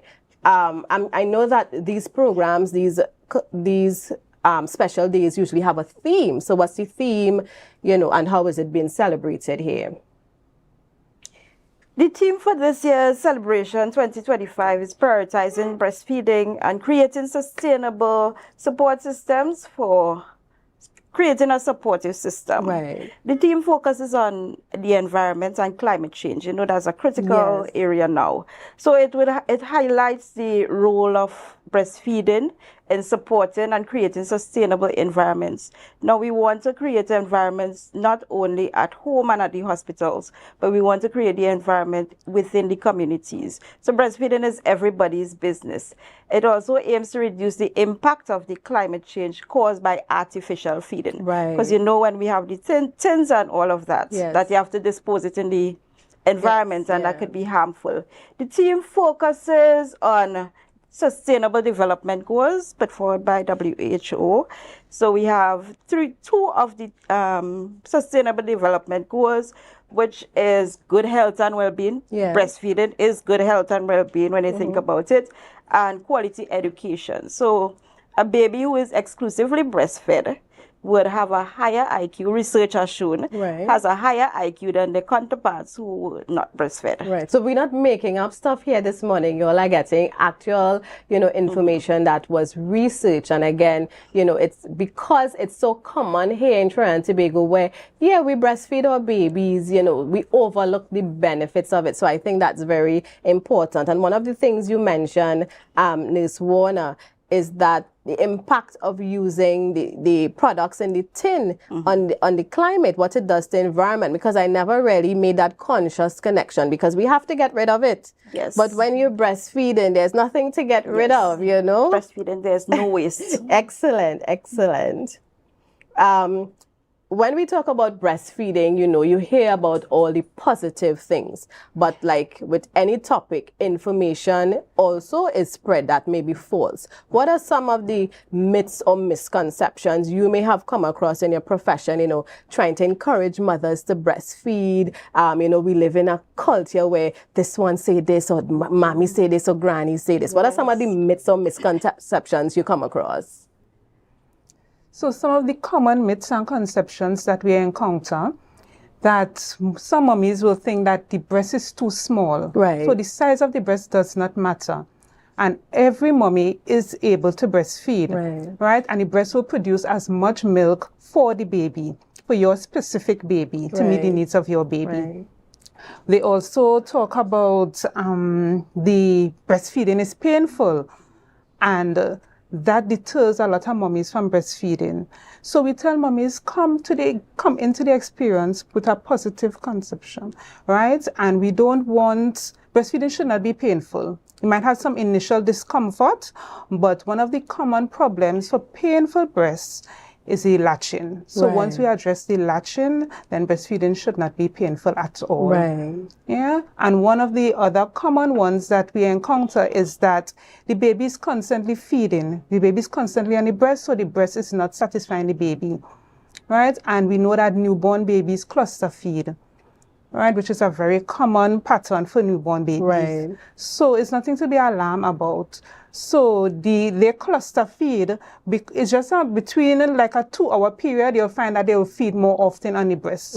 So that's just a common pattern, and we just reassure the mothers. Right, because that was one of my concerns, especially with my first child, because of course it's a new experience, and he was born prematurely. But at one point I was wondering, oh my gosh, is he being satisfied? But you mentioned the cluster feeding, and that's why people like you both are so important, because preparing to be a mommy, you read, yes, you listen to advice and that kind of thing, but sometimes information misses you. But when we have nurses like you, those who are trained, and you can reassure us and remind us, no, don't worry, mommy, this is normal. Having people like you in your profession as a support is really important. And for those of you who would have had babies years ago, we know that Nurse Almond, she's passed on now, would have been the nurse there walking slowly through the corridor, checking on the mummies. She would ask you if your breastfeed are ready. She will ask you, how baby going. She would come with her little flyers and talk to you and make sure that you understand what's going. So it's good to know that this is happening still. And I want to ask either one of you, we see, of course, and I want to look at maybe younger mothers versus old mothers. Looking at if it's their firstborn, is there a difference in their attitude towards breastfeeding? Because I think breastfeeding requires a whole lot of patience, a whole lot of patience. And I don't know if some of us have it, and that might be a deterrent. So tell us if in the demographics you think you have found, just in observation, we're not looking at research here, but just in observation, have you noticed an attitude difference, with your older first-time mothers versus your younger first-time mothers? I don't think that we have really noticed, because breastfeeding, the main thing with breastfeeding is that support system. Right. And once you have a support, young or old, you will have a positive mindset. I know that there are challenges, and the young people sometimes don't have the patience, because breastfeeding as well, you have to have a lot of patience. Right? And once you have the support in the hospital, because of the baby-friendly unit, we have that support at hospitals, and then they go out into the community. We have a TABS group, Tobago Adventist of Breastfeeding Support Group. So they are signed into that group before they leave the hospital. Okay. So if they have challenges, they would call us, they will WhatsApp. We have peer support on the WhatsApp chat, on the WhatsApp group. So support is critical, regardless of the age. We have the mothers the older mothers who are more willing to have the patience. And sometimes you see the opposite. So we haven't really noticed a change. You have the young ones who are willing to do to breastfeed, but they would have challenges. And that's a real thing. They say that they usually tell us that we don't tell them about the challenges. But with the group, we have that avenue where they could access us and assist, so that they could have the assistance and the support. Right. So for those new mommies who are breastfeeding and you're having that challenge, you are not alone. If you didn't know you had support, for some reason it may have missed you, there is support right here. And I always say, give it your best first. Don't give up. Give it your best shot. Be patient, work with it, because it takes a while for some, even sometimes some babies latch and they're good to go, and some babies you try and they seem like they're just not getting it. And, with that coaxing and the support of the staff, they will get it. Let's talk about benefits. We talk about the misconceptions. Now, breastfeeding is not just a benefit to baby, but to mommy. So let's talk about that. Benefits to baby, benefits to mommy. So some of the benefits to baby is that first milk, and we know that first set of milk is the colostrum. Right. And that milk has all the great properties, have all the antibodies and the anti-inflammatory properties. Right? And that first milk that coats the stomach and lines the stomach really sets the pace for what comes next. Right? And then we also have the bonding, of course, that goes two ways. You have the bonding with baby and mommy, as mommy breastfeed. Then breastfeeding also reduces, and I say reduces, it doesn't totally avoid. So it reduces the risk of developing obesity in babies, juvenile diabetes, and diseases and chronic conditions like asthma and eczemas. So we have seen that. And of course, in general, breastfed babies are healthier babies. So then we have less hospital visits. Right. And also for the baby, it's, we could see it's... There's a protective barrier for diseases. So a baby who is exclusively breastfed is stronger, right? We don't say that they wouldn't get sick, but the recovery rate is quite faster than a baby who is artificially fed. We also have some more benefits to the mother. It reduces breast cancer, reduces the risk of breast cancer and ovarian cancer. It is cheap. Yes. It is never recalled as we have with the alternatives. It's never recalled. And we have human milk for human babies. Brain development, I spoke earlier about increasing the IQ. So they have excellent IQ. There's also decrease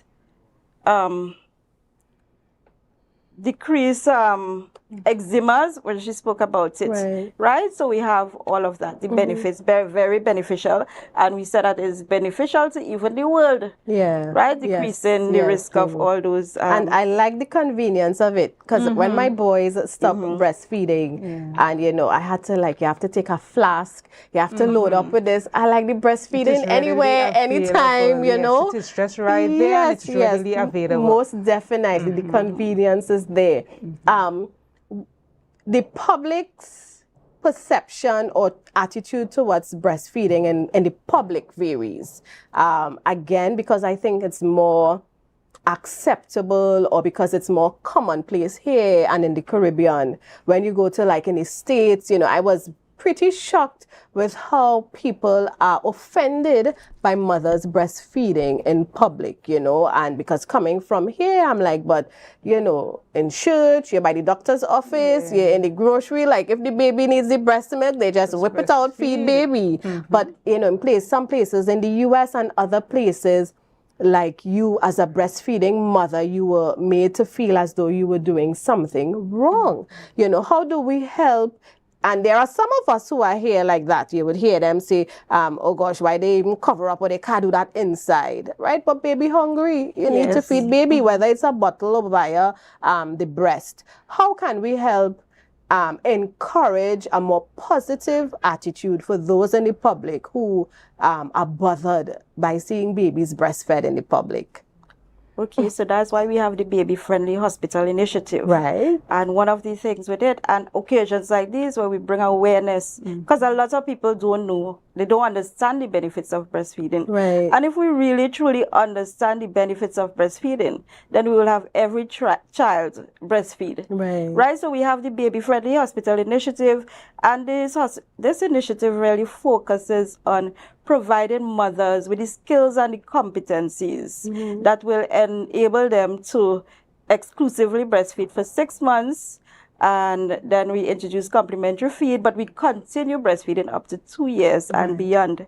So we also provide that support, not only for the mother, but we have the families. We have to encourage even at the clinics, all the different clinics, because we have to also educate the elderly, because they are the ones in the home that will tell the mothers that milk too thin, that milk not doing the baby. So we have to educate everybody and bring the awareness so that mothers are more confident. I think one of the problems is that mothers feel that they're not able to produce the milk, and you know, so we have to, that's where we are with the baby-friendly unit. That will educate the mothers, not only the mothers, the fathers, very critical, the environment, the workspaces, because when they go back to work at 2 months, we notice that, well, they don't have the accommodation at work to express and to feed their babies. So the resort was easiest. And I'm glad that was one of my questions in terms of support for mothers who are breastfeeding in the workplace. In the past, I worked for an international organization in Trinidad, And once you had a baby, you were given time off to express milk. So if you lived close by, you could have gone home. There was an area in the kitchen set up for you to have that privacy to use that. And here we don't, it's not a law. So nobody's with a big stick telling an employee you have to do this. But I think if you are forward thinking and you want to provide support for your staff who is giving you, their time, their talent, it would be good to just take the initiative. You don't have to wait for the country to pass a law to do something like that, to support, So for the employers out there, big business, middle-sized business, small business, you have one of your staff members coming back to work after maternity leave and they are breastfeeding, provide that support for them. Sometimes I know space may be a problem, but we are creative. We can do something, or don't get upset when you realize the person not on the floor, they're not at the desk, and you know why they excuse themselves. Allow them, and it doesn't take forever. Allow them the few minutes to express the milk so that they can be comfortable knowing, hey, when I'm at work, my baby has the breast milk at home, somebody can feed baby because this is what I want. So with that, we go for a quick break. When we return, some more information about breastfeeding week, and what we're doing here on the island to commemorate something so big. So stay tuned. The energy fill the skies. I say thanks a favor to wake up and hear my neighbor. 60,000 people strong. I beat and roll, all day we beat and roll, all day I beat and roll, all day we beat and roll. When the spirit it, I beat and roll, spirit it, I beat and roll. When the spirit it, I beat and roll. What to do? Let me see how stick you could get, see how stick you could get. Let me see how stick you could, see how stick you could, see how stick you could get. Let me see how stick you could get, see how stick you could get. Let me see how stick you could, see how stick you could, see how stick you could get. Wet me down, wet me down, wet me down, wet me down, wet me down, wet me down. Right now I overeat it. Wet me down, wet me down, wet me down, wet me down, wet me down, wet me down. Right now I over. Alice. Obio.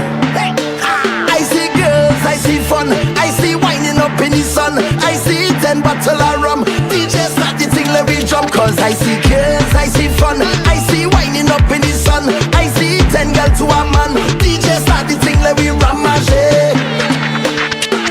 When my team touch down, everything get wild. Hey, hey, hey. Take out your flag and fling it up. Take out something and fling it up. Fling it up, fling it up high. Hey, hey, hey. Start to jump up and fling it up. Take out something and fling it up. This August, you have no excuse. A night of passion, power, and purpose. The Rhythmic Vibrations and Rhythm Babes Performing Arts Company presents No Excuse. Join us on Tuesday, 12th of August at the Shore Park Complex at 6 p.m. for a night of dance, drama, and song.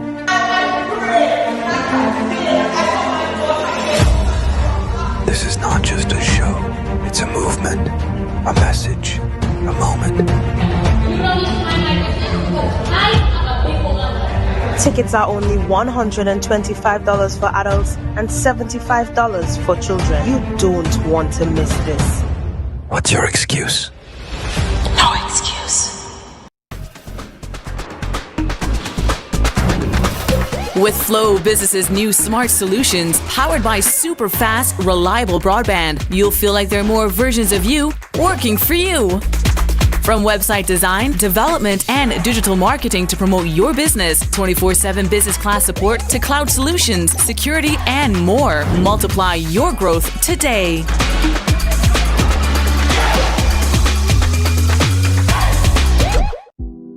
Hair goals, we've got them. At S&R Hair Fantasy, we provide a wide variety of quality hair, the latest hair accessories, adult toys, skin lightening products, female underwear, and much more under one roof. Check us out on Shelbourne Street in Plymouth or call us at 317-0808. We're open Monday through Saturday, 10 a.m. to 6 p.m. S&R Hair Fantasy for queens who know exactly what they want.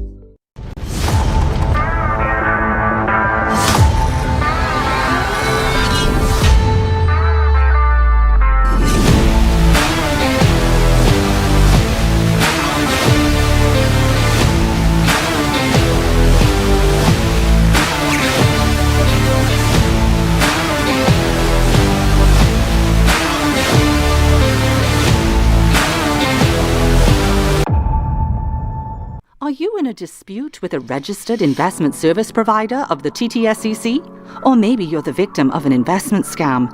You can lodge a complaint or submit an anonymous tip to the Trinidad and Tobago Securities and Exchange Commission.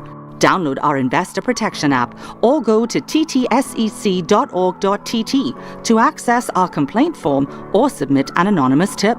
Write a clear summary of your complaint. Submit copies of supporting documents along with the originals for verification. Provide a copy of the feedback received from the entity regarding your complaint. All investor complaints or scam reports submitted by the public are acknowledged and reviewed by the TTSEC. Investigations are pursued based on the outcome of the review. Trinidad and Tobago Securities and Exchange Commission, protecting the interests of investors and the public. You invest, we protect. Everyone benefits. Quartz is well known as the Caribbean's largest retailer, providing consumers for generations with the very best products to enhance their homes. This year, we bring our expertise to businesses. Quartz Business Solutions will serve small, medium, and large companies with the very best products at the most competitive prices, backed by warranties and after-sales support. Hoteliers, office managers, restaurants, and so many more. Quartz Business Solutions, a brand of the Unicomer Group.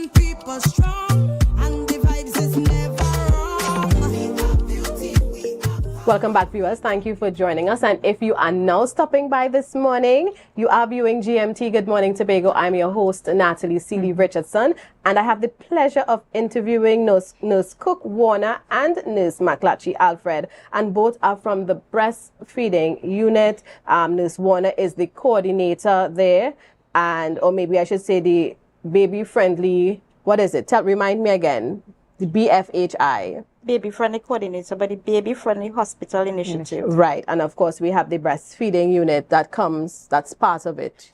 Yes. Right? Yes, and of course we have Nurse Alfred, who is one of the trainers. And we're talking about Breastfeeding Week and the importance of providing support. And yes, Tobago is not being left behind. You have support, or as the people like to say, proper thing right here. You have that support. You have, well-trained and educated staff members who are here to guide you and to encourage you as you provide, breast milk. And funny story. Now, I didn't know. I usually am quite aware of all these beautiful international days we commemorate. And for some reason, I missed this week. I only found out yesterday, the later half of the week. But earlier this week, my 6-year-old son came to me. Now, we have these very random conversations in my house. And he said, "Mommy, you don't have breast milk anymore?" I said, "No." He said, "How come?" I say, "Well, God created our bodies in such a way that actually when mommy has a baby, your body knows and milk is produced." So he was like, "So if I continue breastfeeding all now, you think you will have?" I say, "Well, I'm not sure, because I'm not sure if it's exhaustive, if it's going to be forever." And we had such a just very random. And he told me, he said, I remember how breast milk tastes." I said, "Oh, really? That's interesting." He said, "Yes, it tastes really good. It would be nice if you have that still." I said, "Well, mommy doesn't have that anymore. You're sick, so chill out, right?" And it was so crazy. And then I found out that it was breastfeeding week. And I say, "But this child knows breastfeeding week." Very random conversation. And as we talk about, you mentioned it briefly, Ms. Warner, in terms of the expected cutoff point, because I know here when we see what we call big children breastfeeding, we have a problem. We're like, "He's so big, what are you doing with that in his mouth?" What's the recommended cutoff age for breastfeeding?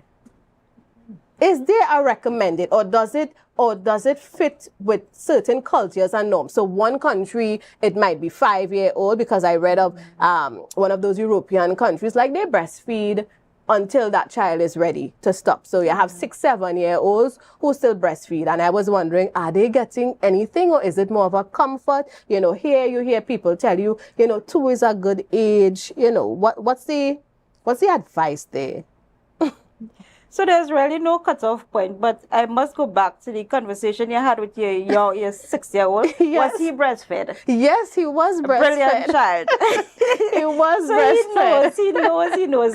Increasing the IQ, as Yes. we said. But there's really no cutoff point. Remember, we spoke earlier about bonding. Right. And this is one of the benefits. We will have more love. Right. You know, a mother showing a child bonding during that period. We have more love in the society. We have more love in the community.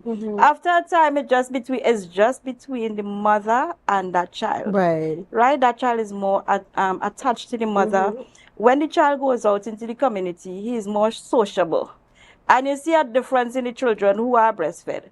But at that point, there's no cutoff point. It's up to the mother who would say, well, you had enough. But we encourage it as long as, remember we said, up to 2 years and beyond. That beyond could take you however long. But these children are very educated. They talk faster and they're more loving. That loving attachment and bonding is what we want to see more of in society. Yeah? So for those of us who like to be judge, jury, and everything else, and you see a mommy and the child for you too old for the breast, mind your business, all right? Leave that mommy and that child alone. And again, you know, it really varies from culture to culture and country to country, because as I mentioned, you know, in some of those European countries, I mean, children coming home from primary school and they spend time breastfeeding, you know, from mommy still. And for them, that's quite normal. But we here would frown, because we believe from the time they start to go to school and stuff, we say they're too big, right? But allow that mommy to have that bonding. And if that works for that family, then so be it. So we continue to talk about Breastfeeding Week. We know that there are celebrations, activities happening. So if you can share with us, you know, some may have gone, some still coming up, because although the day officially ended yesterday, you know, we do things big here in the Caribbean. So we will go all week long. Yeah, so tell us a little bit about that in terms of what may have happened earlier in the week, maybe some milestones even celebrated by your unit, and what we can look forward to still. So this year we are celebrating 1 year being baby friendly accredited. It was last year, June. We went through this rigorous accreditation process. Right? And we're talking about global standards. Right? It's under PAHO and WHO. So we are 1 year accredited as baby friendly. So that is something that's worth celebration, of course. And when we say baby friendly, for those who may not have a context, because they would say, but babies are born in a hospital, why a hospital has to be baby friendly? What do you mean by that? So when we say baby friendly, we're talking about being inclusive too. We're looking at the babies, the mummies, and the fathers, not just mummies alone, because we want to include the family, right? So we want to be supportive. We want to provide the support there for the mothers and for the babies to assist with the breastfeeding process. Yeah, we want to guide them. We want to make sure that they have the knowledge, number one, so we educate them antenatally, and then we provide that support just after birth. So we talk about skin to skin. And then after, when they are on the ward, we assist with latching baby to the breast, positioning baby, assisting with common little problems they may have. And just before they go home, we want to make sure that they have that support, they know about the support. And it's not just the TAPS group we talk about. We also, because normally on discharge, we give them a flyer. And we have all the numbers. We have the TAPS group number. We even invite them to scan the QR code located different parts of the hospital, and especially on the maternity you see it ward. when you're walking. Yes, so we invite them to scan the QR code. You want to join the WhatsApp group. Right, there's also the Breastfeeding and Beyond book that was designed by Ministry of Health with assistance from WHO. That gives all the information about breastfeeding and complementary foods, right? And we give them numbers for the maternity ward to reach out to the district health visitors, because if they do have a problem, they can't visit the health center. And if the DHV cannot deal with the issue, it's just a little more challenging with the breastfeeding part, they reach out to us. Yeah, and we go out and we do home visits and we assist the mummies. Excellent. So we want a holistic approach. with this whole breastfeeding venture. So I just want to add that we speak of being inclusive. So we also, the BHFI also support mothers who are HIV positive. Right. So HIV positive mothers could breastfeed under certain circumstances. Right. Their viral load must be undetectable, and they must exclusively breastfeed the babies, as well as they must be on their medication, and they must take their medication as prescribed round the clock. So you can't miss, and you have to breastfeed round the clock as well, up to 6 months. So breastfeeding, the BHFI, is inclusive of all of that. And we also talk BHFI mother-friendly care, where we want to really equip the mother with, and her family. The fathers are very important. And I realize both of you are making sure that you're not leaving out the fathers. Yes, the fathers are very important. I want to stress on that. Yeah. Because they're the ones, when she goes home, the father would be able to do, to assist her. She can express the milk, the father could feed the baby from a cup. Yes. Right? We want to encourage that, and all the support all the support necessary.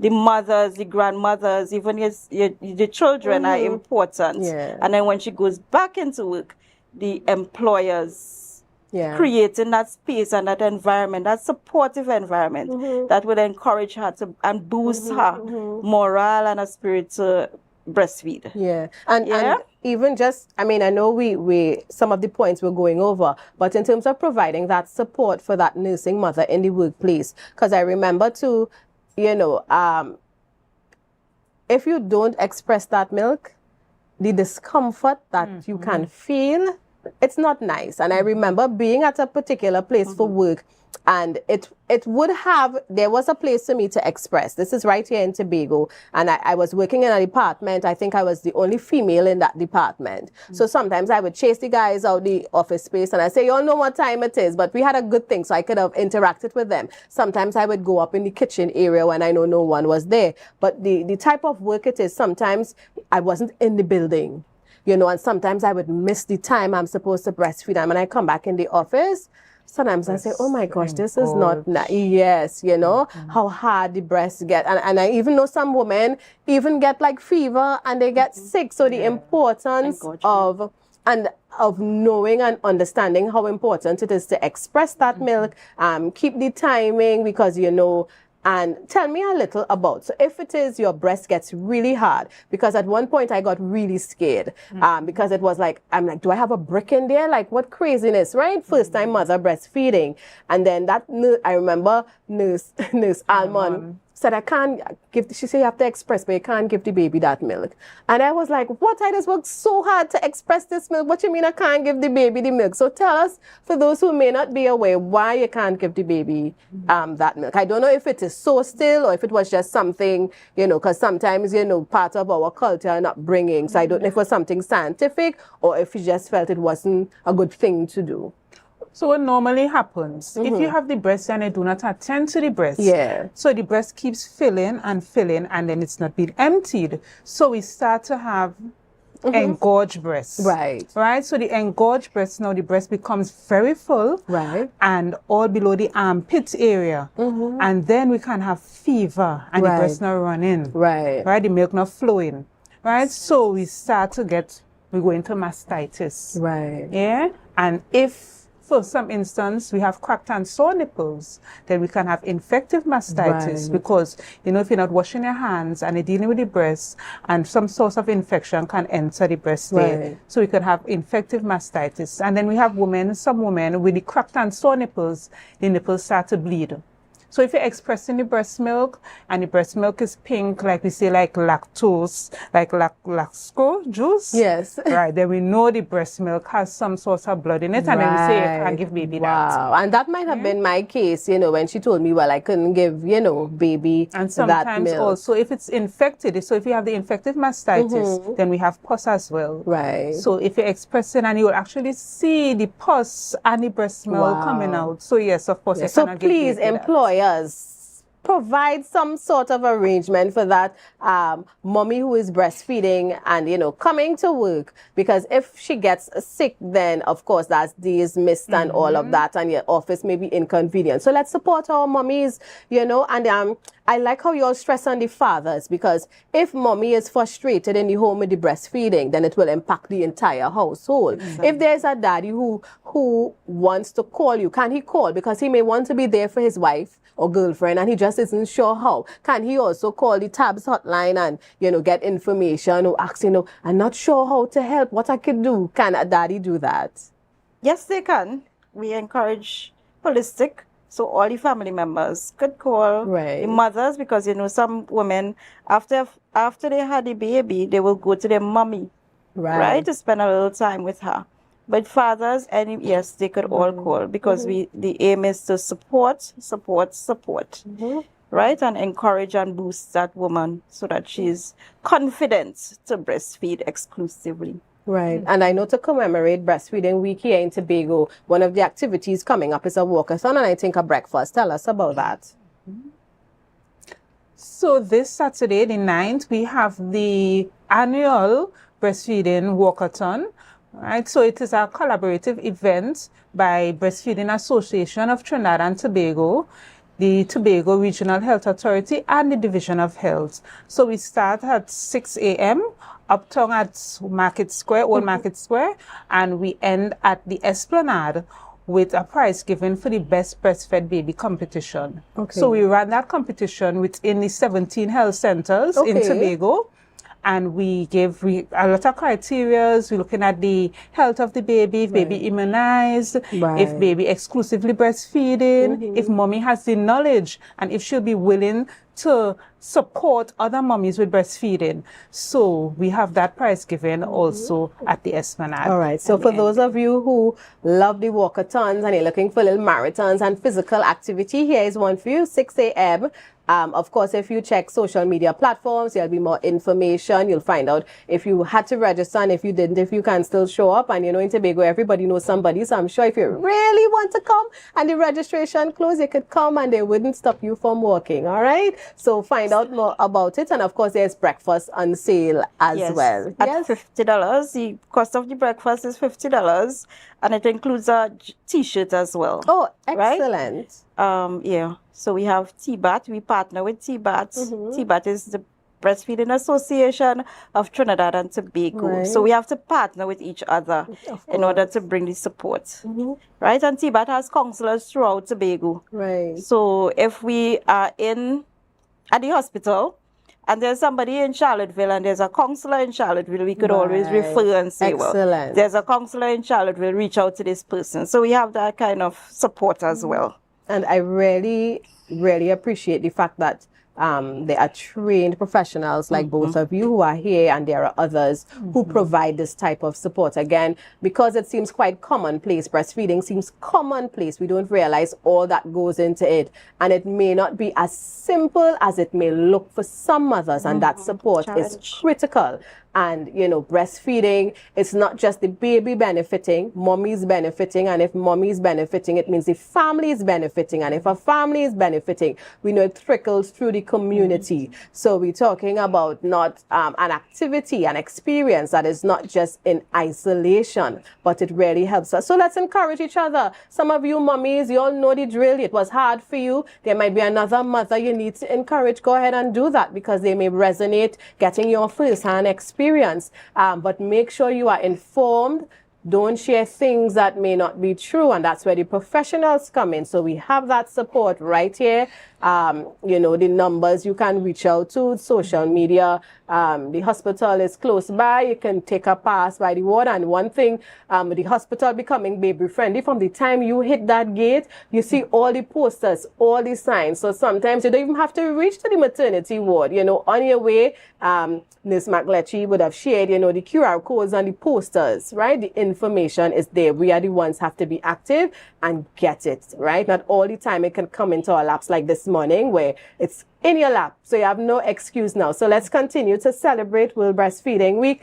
Be aware of it. I don't know if you ladies have anything else to share as we wrap up this morning, but I really want to thank you for, choosing this profession, choosing this career path, and providing support, not just to women, but families, and encourage breastfeeding, because we all benefit in some way or the other. Yeah.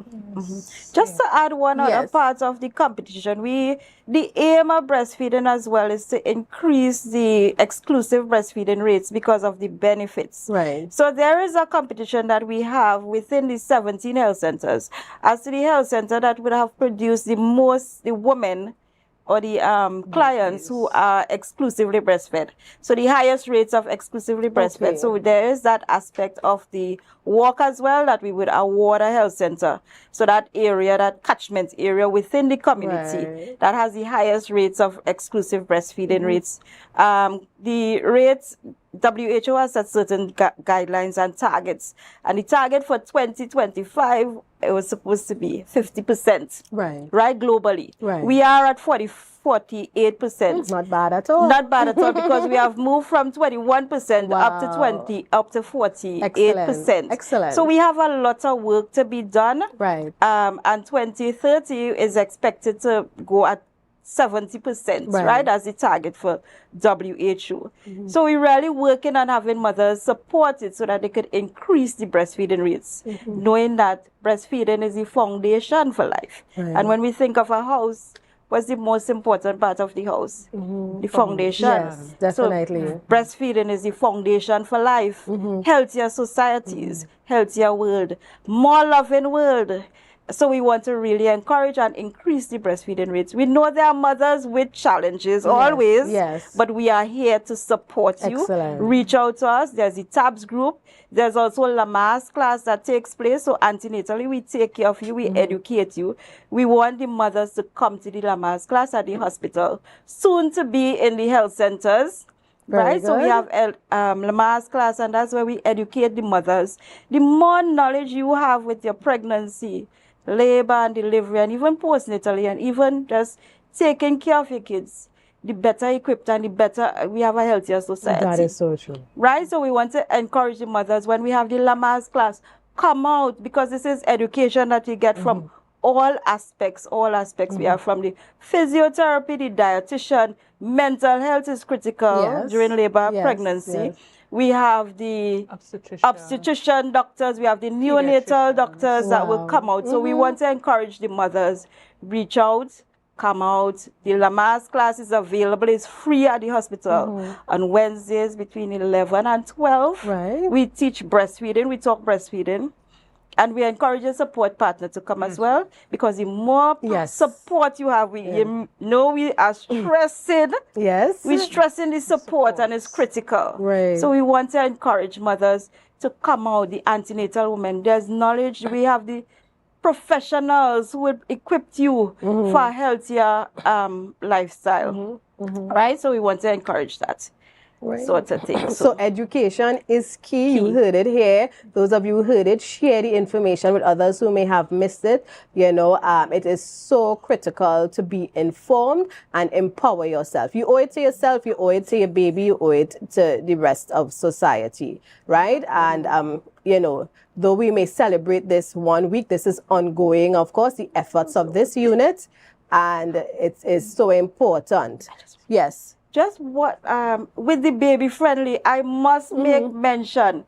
So with the baby friendly hospital initiative, we would have gone through a rigorous process, as Mr. McClatchy spoke about. And without the help of the staff, the Tobago Regional Health Authority, the board of directors, the maternity staff, the head nurses, the obstetric doctors, the NICU unit, neonatal unit, the pediatric doctors, the outpatient clinic, the operating theater, and the general staff of the Tobago Regional Health Authority. We want to say thank you for all the work that you did put in order for us to become a baby-friendly hospital. Right? And achieving those 10 steps to successful breastfeeding. We want to say thank you, Nurse all the managers, the committee members who are part of this auspicious occasion and getting us accredited. Right? We just want to say thank you, and we trust that the public would appreciate the quality care that we deliver, especially with our maternal and the child health. The community as well, I cannot forget you all, because we will start in the community and then we move to the hospital. But we go back into the community. So the community staff, we say thank you. We say thank you to the general public, because they were the patients who would have been interviewed, and because of the training that they would have gotten, was able to really come through and help us to achieve the baby-friendly hospital initiative, an institution that promotes breastfeeding as the preferred choice. We know that there are mothers who have issues and challenges, but we are also there to support you. Right? So we want to continue in this vein. After the accreditation, we continue because we have monitoring, and we will be assessed again. So we are monitoring as quality care that you're getting at the Tobago Regional Health Hospital, baby friendly. And we want to encourage it. And we want to just say thanks to the general public and to the staff. Okay? So I just wanted to add that. And that's very important. You can't, have all these accomplishments and not say thank you. And though we are promoting breastfeeding and we know how important it is, let us be mindful and sensitive to the mothers who may want to breastfeed, but because of health challenges, other challenges, it cannot be done. Don't spew hate in that direction. But to those mothers who cannot, you can still call the unit and get support. All right? You are not going to be left out or ostracized because you cannot breastfeed. We know that it is not your choice, but that is what the outcome is, and we would understand that, of course. So it is Friday. We know the weekend begins for many. A lot of activities tomorrow. Those who are heading to Charlottesville for Dodds Dive Championship, be very careful, obey whatever rules and that are put in place for safety. And of course, we know we're celebrating International Day of the Pan as well coming up, and in Tobago, Pan Trimbago is hosting one of the events tomorrow on the Esplanade, and that's from 6 p.m. So always something to do here on the beautiful island. If you just want to chill, a lot of our Trinidad brothers and sisters are here doing their staycation on this part in the island. So we want you all to be safe as well. Enjoy our beaches and what we have to offer. And I always remind us, we are our brother's keeper, and let's be safe this weekend. So until next time, you have been viewing GMT, and thank you for always choosing Tobago Updates Television.